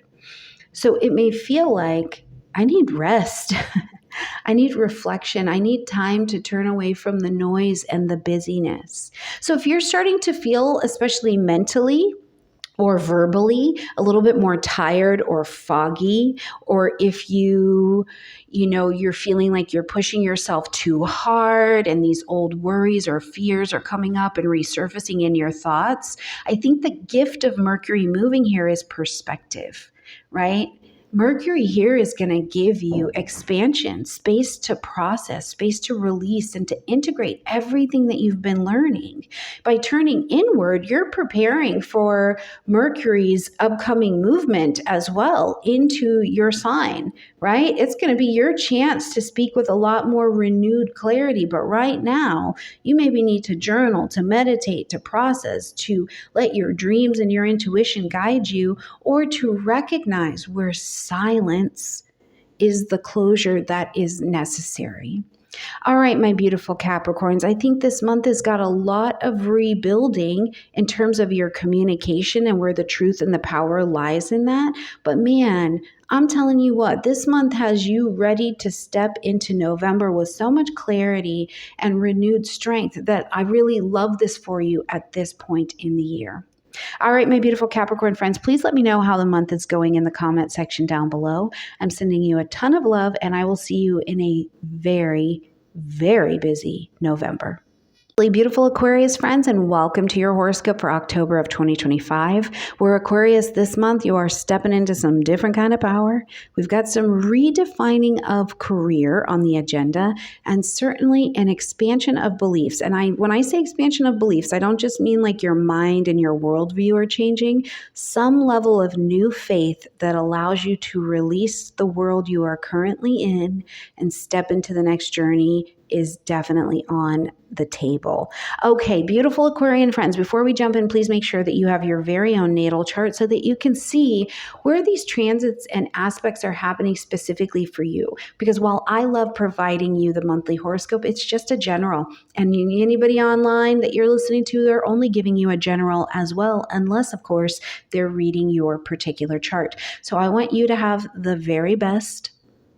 And the only way you can have that is by having your own particular chart. Click in my description box down below and scoop that up. Okay, this month, Aquarius, we've got days where events are happening at the same time. So the days are a bit more impactful. I'm going to walk through the big ones here in the monthly, and I will be with you every week, because when I tell you these days are busy, you're going to want all of the details. But let's start here on the 6th, where we've got Mercury entering into the vibration of Scorpio, lighting up your 10th house space. Now, as Mercury moves into this 10th house of career, the role we call you in public, your reputation, your public image. What it's really doing here is sharpening the focus to your professional or very public communication, right? So conversations that need to be had with whoever is in charge, bosses, colleagues, God, clients, they're serious right now, but they're also a bit more strategic. There's some allowance for conversation of death. Something is dying off in your professional space, and mentally you know it at this time. Now, it's really interesting because for some of you, this may just look like you are renegotiating a contract. But I do think for some of you, you are renegotiating a contract with life and death, right? You are renegotiating a contract and looking at, am I staying, am I going? And that's a very big conversation to be having at this time. So however that applies to your life, we will definitely be in consideration of that. For others of you, this may be in terms of a communication, how you are from your body language to your image, redefining the role or your professional image, how we see you in public. Many of you will also be having conversations one way or the other about what you're going to be doing in your long-term direction.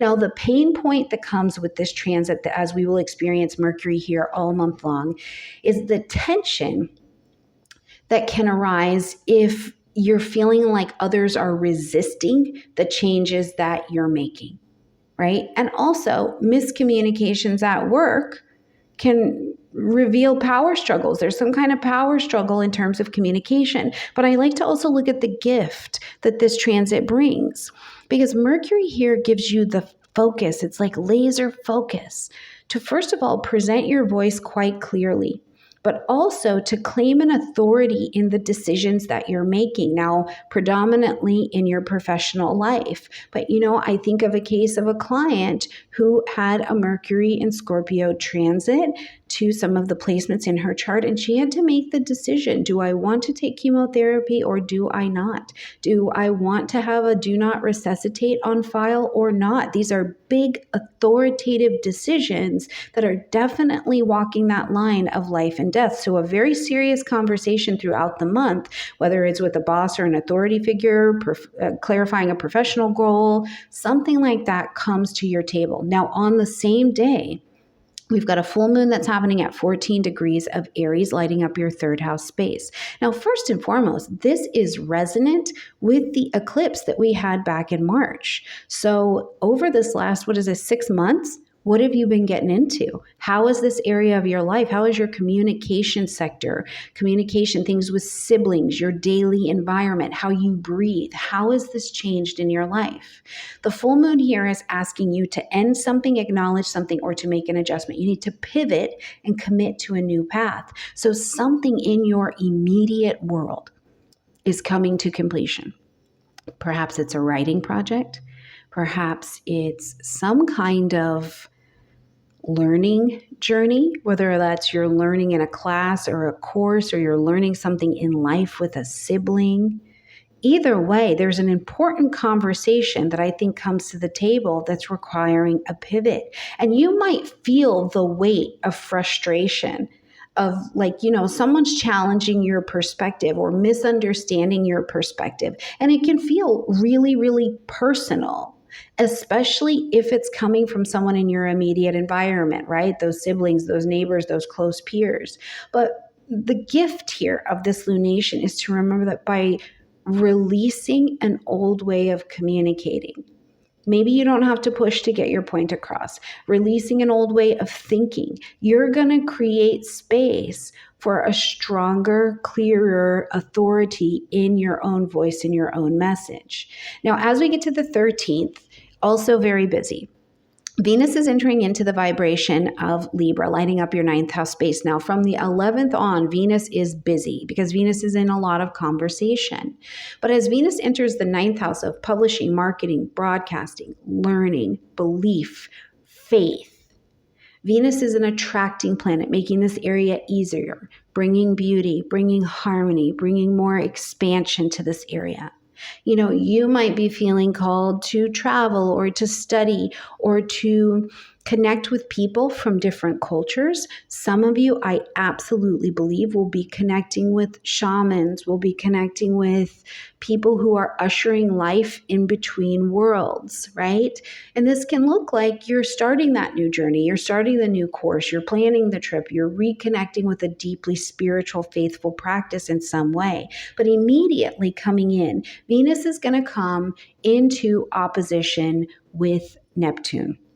Okay, now Neptune is hovering in this place where in just a couple days it's going to slide back into Pisces. It's in these last little moments of Aries, but it is going to slide back into Pisces. So as this opposition is happening here, you're going, whoa, hold on a minute.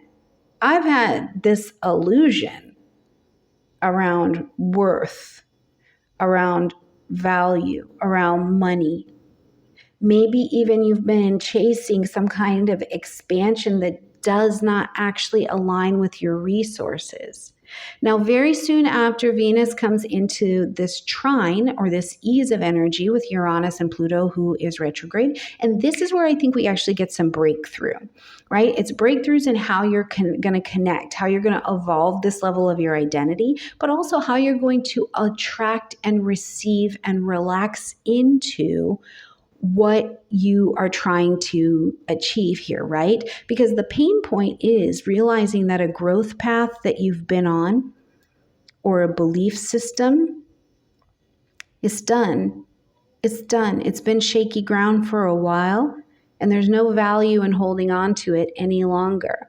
But the gift will be that the expansion, which is the kind that changes your life and aligns with new values, is going to be done in an empowering way because you absolutely choose it. Now, like I said, it's also a busy day because on that day, Pluto is going to come direct at 1 degree, 22 minutes of Aquarius, and this is in your first house. Listen, Aquarius, I don't know another way to say it as deeply and as meaningfully as I need it, but you have effectively died off and have been given access to be reborn in a very different way. The house of identity and of self. Since May, you've been reflecting on your place in the world, how you show up in the world, your power in the world, how you give your power away.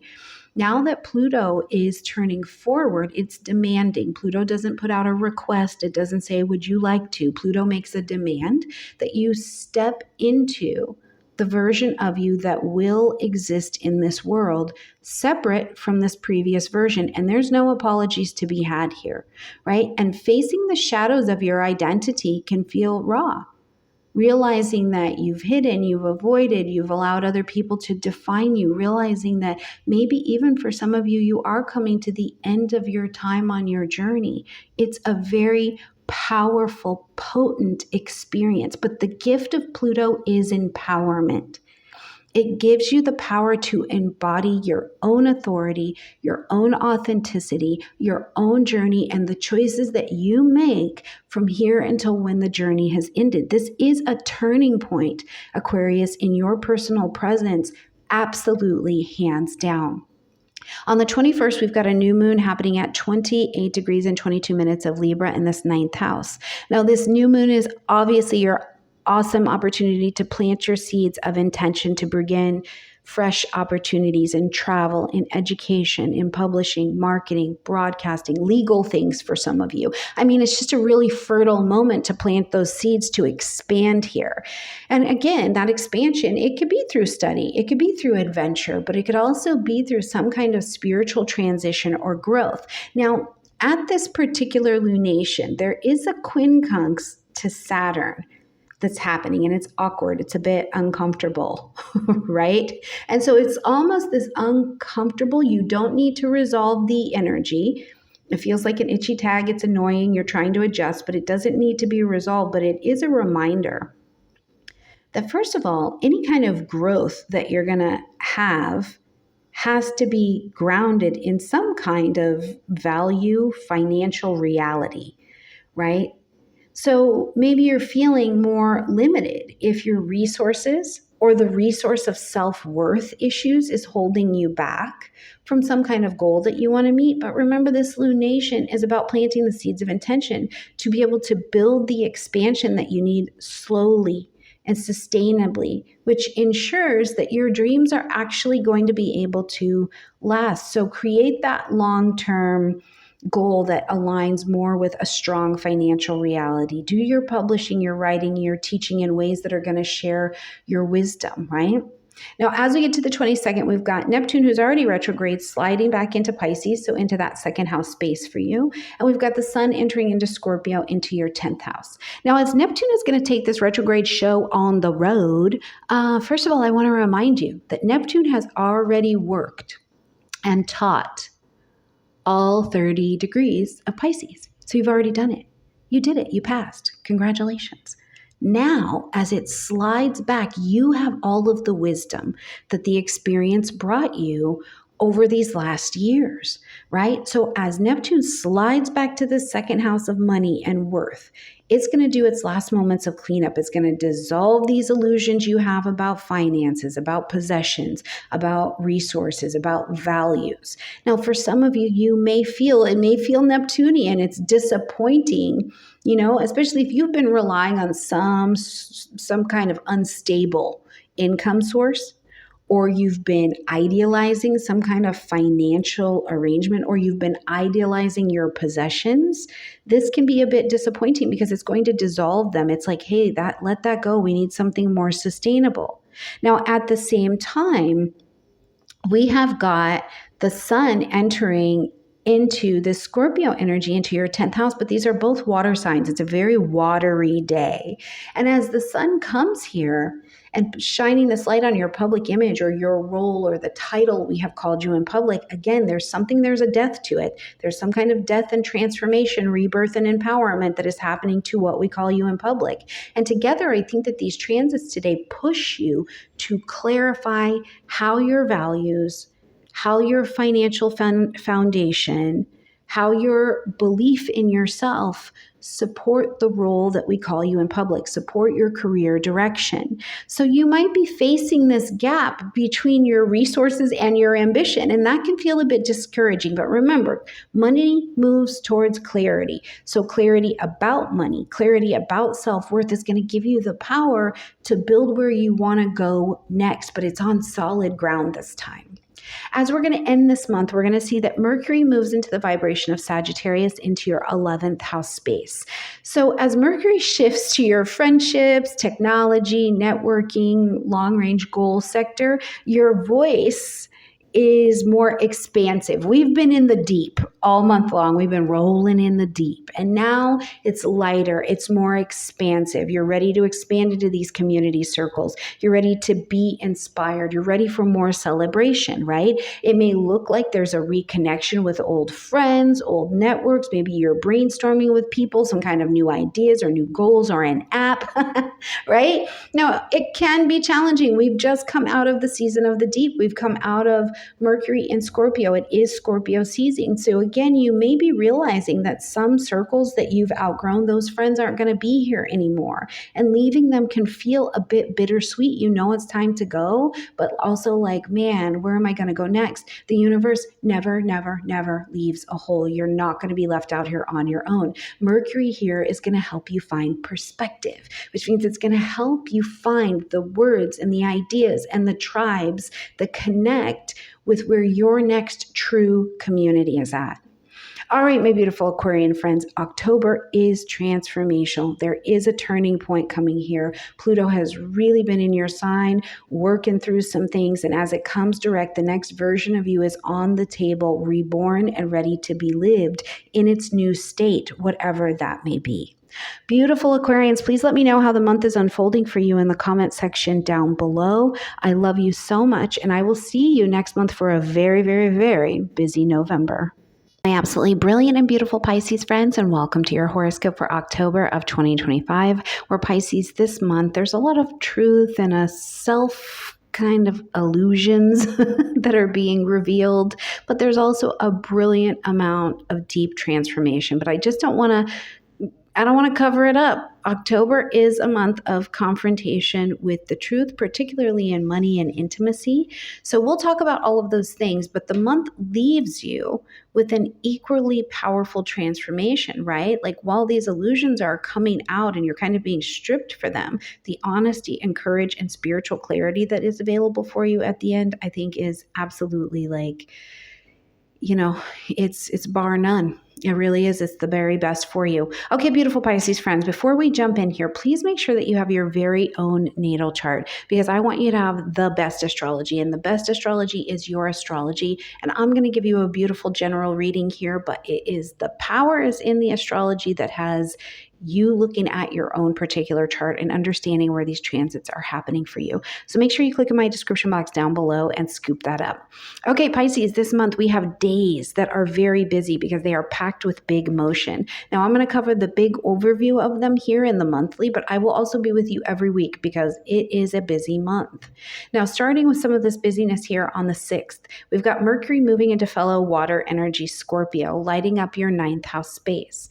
Now, as Mercury moves into the 9th house of travel, education, higher education, philosophy, faith, this is sharpening your mind, sharpening your communication. And it's almost like there's this hunger for truth or sharing of information, because you could just as easily be publishing, marketing, broadcasting, putting out a truth or teaching it in some way. But the conversations are going to center more around justice, spirituality, learning, long-term plans, philosophical beliefs, things like that. So it could also look like for some of you that you are exploring a new study.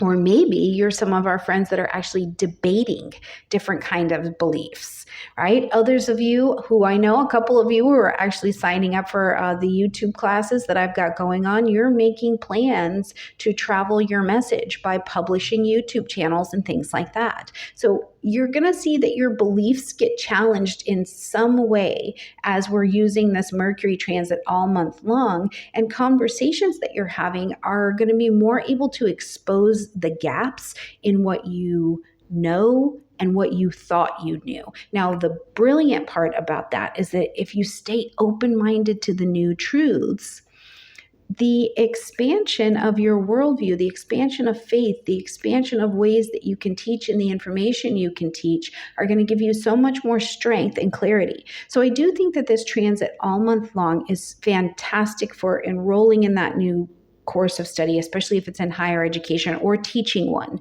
planning a trip that allows you to broaden your horizons and your perspectives and things like that. Now, on the same day, we've got a full moon happening in Aries at 14 degrees. This will light up your second house space. But this lunation is also very much so akin to the eclipse that we experienced earlier in the year in March. So over this last 6 months, what's changed for you in your second house, Pisces, around money, self-worth, value, possessions, how you allow money to flow towards you, right? Because at this full moon, you're going to be asked to end something, acknowledge something, or to pivot and make an adjustment, and also to celebrate. You need to celebrate. You have built something, done something, learned something in the financial area of your life. And although it is reaching a climax, I don't want you to forget the good work that you've done as well. But you may also be suddenly recognizing how much you've tied your worth to some kind of external thing, right? So if you're realizing at this full moon, or you're experiencing some kind of financial challenge or a moment of insecurity that really kind of stings, or it's forcing you to confront your ideas of scarcity or dependence, the gift and the transformation, I think, of this full moon is that by releasing unhealthy attachments to the money, to the possessions, or your ideas about what they mean, because money itself is spiritual, right? But if we've got differing ideas of what that means or how it validates us, that's going to create the challenge. But now, by seeing it differently, you open the door to true confidence and true stability in this area of your life. So for those of you who are looking to set up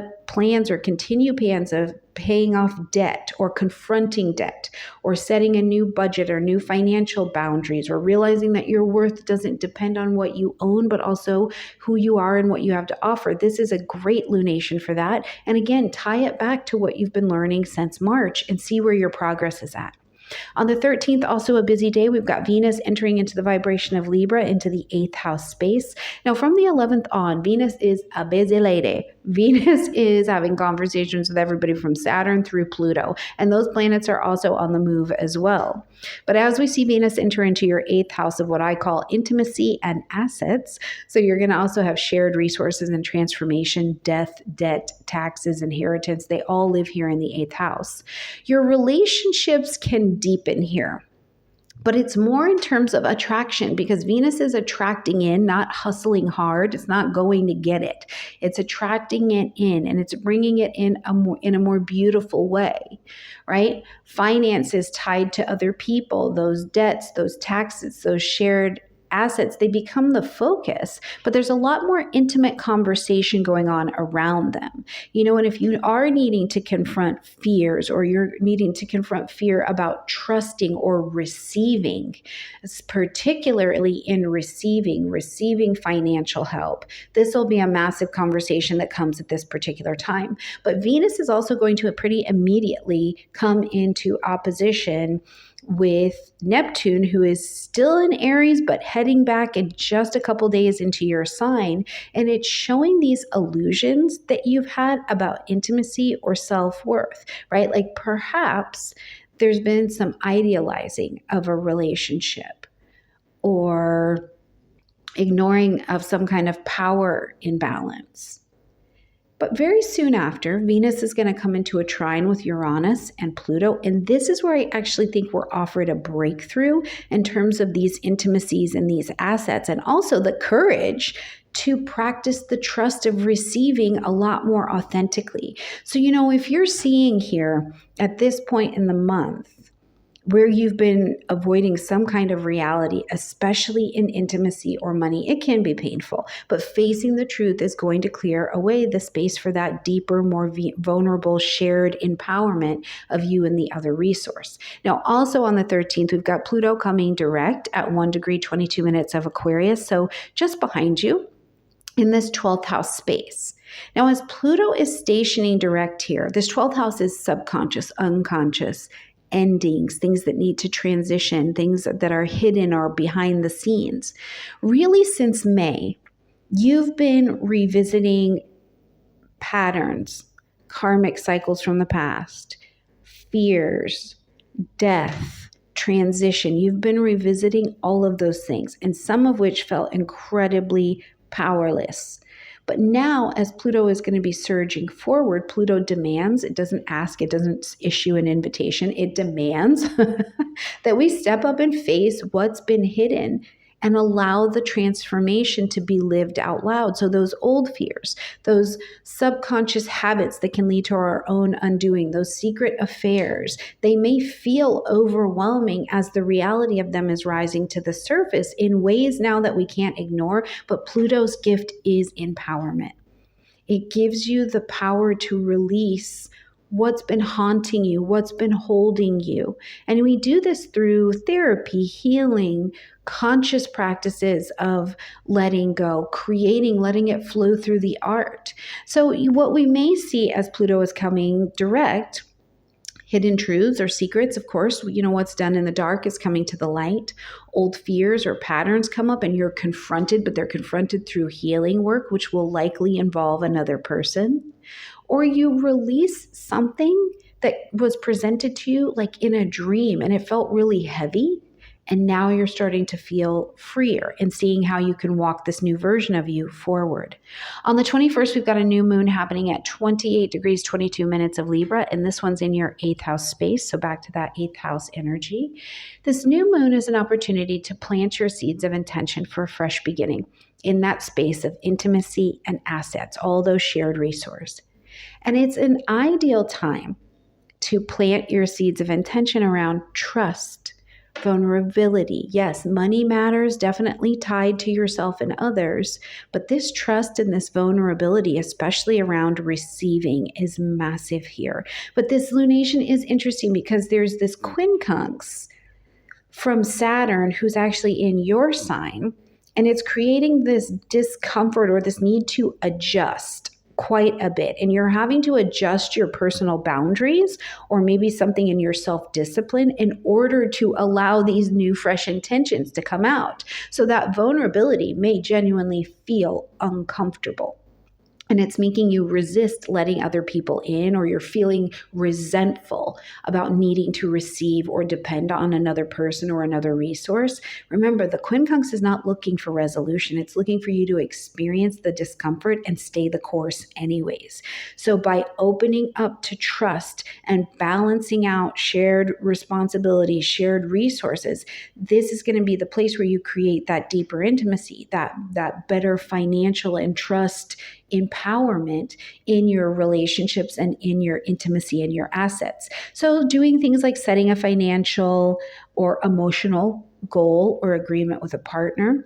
Some of you, it may be that now you're aware and you're ready to move into some kind of healing or therapeutic process, but certainly doing the other practical things like setting intentions around debts or loans or investments are going to be acts of trust and vulnerability that allow you to move forward. On the 22nd, we've got Neptune, your ruling planet, who's already retrograde in Saturn, coming back into in Aries, coming back into your sign, so back into that first house. And the sun is also entering into Scorpio like it does every year at this time. Now, the brilliance is that Neptune has already worked all 30 degrees of your beautiful energy. It's done it. You made it. You survived. You're forever changed. So now as it slides back, it's just about some cleanup in your identity and in yourself. And as Neptune is coming back in here, it's dissolving these remaining illusions about who you are. Now, you may, having just recently experienced Neptune pop forward into Aries, and you're feeling more empowered about the version of you that you're going to be next, especially that ideal. But as it comes back, you're feeling a bit stripped bare, as if the self-image you've been trying to carry and move into, it's not holding anymore. And that can be painful, but it's also liberating. Now, at the same time, we've got the sun moving into that 9th house of publishing, marketing, broadcasting, of beliefs, truths, teaching, higher education, right? There's some form of expansion. It's illuminated here. You're being asked in this combination of energies, I think, to let go of a false identity so that you can align with this bigger truth. But it's the truth of your spirit. It's very easy, I think, to be disillusioned or be in disillusionment about yourself. But realizing that you've outgrown an old identity or that it's a fantasy, by letting go of those illusions, you're going to uncover the authentic self and beliefs that empower like a new level of growth, right? And I had a beautiful client share with me some of this as Neptune. She's a Pisces. As Neptune was moving through Pisces, this idea that she's in her 40s and she was still dressing and believing that she needed to be this whimsical 20-year-old. Right? And it was blocking people from wanting to connect with her and take her to the next level because they were like, you're still very childlike. I don't see any kind of maturity in here that makes me trust you. So it was interesting what she experienced, and it was a shift in her appearance and her style that allowed other people to see her different. And it wasn't about what will people think of me? It was oh, wow, I am not this whimsical 20-year-old anymore. I am in my 40s. I am capable. I have skills. I have talents. And it does need to be packaged in a certain way if I want to put it in certain spaces. So this shedding of an old identity that no longer serves you, Pisces, how does that fit into your story? Let me know in the comment section down below. On the 29th, as we're going to close out this month, we'll see Mercury moving into fellow mutable energy of Sagittarius, lighting up your 10th house space. Now, as Mercury moves here, okay, first of all, we've had a whole month of rolling in the deep, right? We've been in the deep in that Scorpio energy. And now in the 10th house of your career, your image, your role that we call you in public, your thoughts and your communications and conversations are shifting to this professional, very public path. There can be recognition recognition for it. There can be long-term goals that you're planning and you're setting. You know, you are planning that career move. You're planning a networking event, a retreat, having conversations with people who are in more of an authority or influential figure in your industry or in your space. You know, and the pain point here is realizing that your career or your public role hasn't matched your identity. And that can feel really unsettling, especially if you've been working at something for a long time. Now, when I say career, I do want to be clear here too. It's not just your career at work. This can be the role. Do we call you wife, mother, grandmother, right? And you're thinking, you know, I'm grandfather of the year, and it hasn't really matched with the duties that you've been carrying on or something like that. Now, the transformation that I think that Mercury has to offer us as we experience this is perspective. We can pan back a little bit and go, okay, hold on, let's bring this into alignment. And Mercury here helps you voice out loud or on paper, what's the new vision? And then you can align this 10th house, this role, this professional path, well, what's actually the truth of this new Piscean identity. So a career conversation or a role conversation with someone who's a boss or a mentor, or they have a vision or a version of life that you want, and planning long-term actions to get to those goals is really the key that I think we are stepping into as we're ending this month. So Pisces, October is stripping away some illusions, right? But it's to help you live from a place of truth. It really can be very empowering the more quickly you shed those things. And there's a new confidence and a new purpose that is absolutely available with every step of the month that we take. I hope you'll share your journey with me and how you're experiencing it in the comment section down below, and share it with your fellow tribe members as well down there so we can all share each other's journeys. I love you a ton, and I will see you in November for a very, very busy month. Bye, Pisces.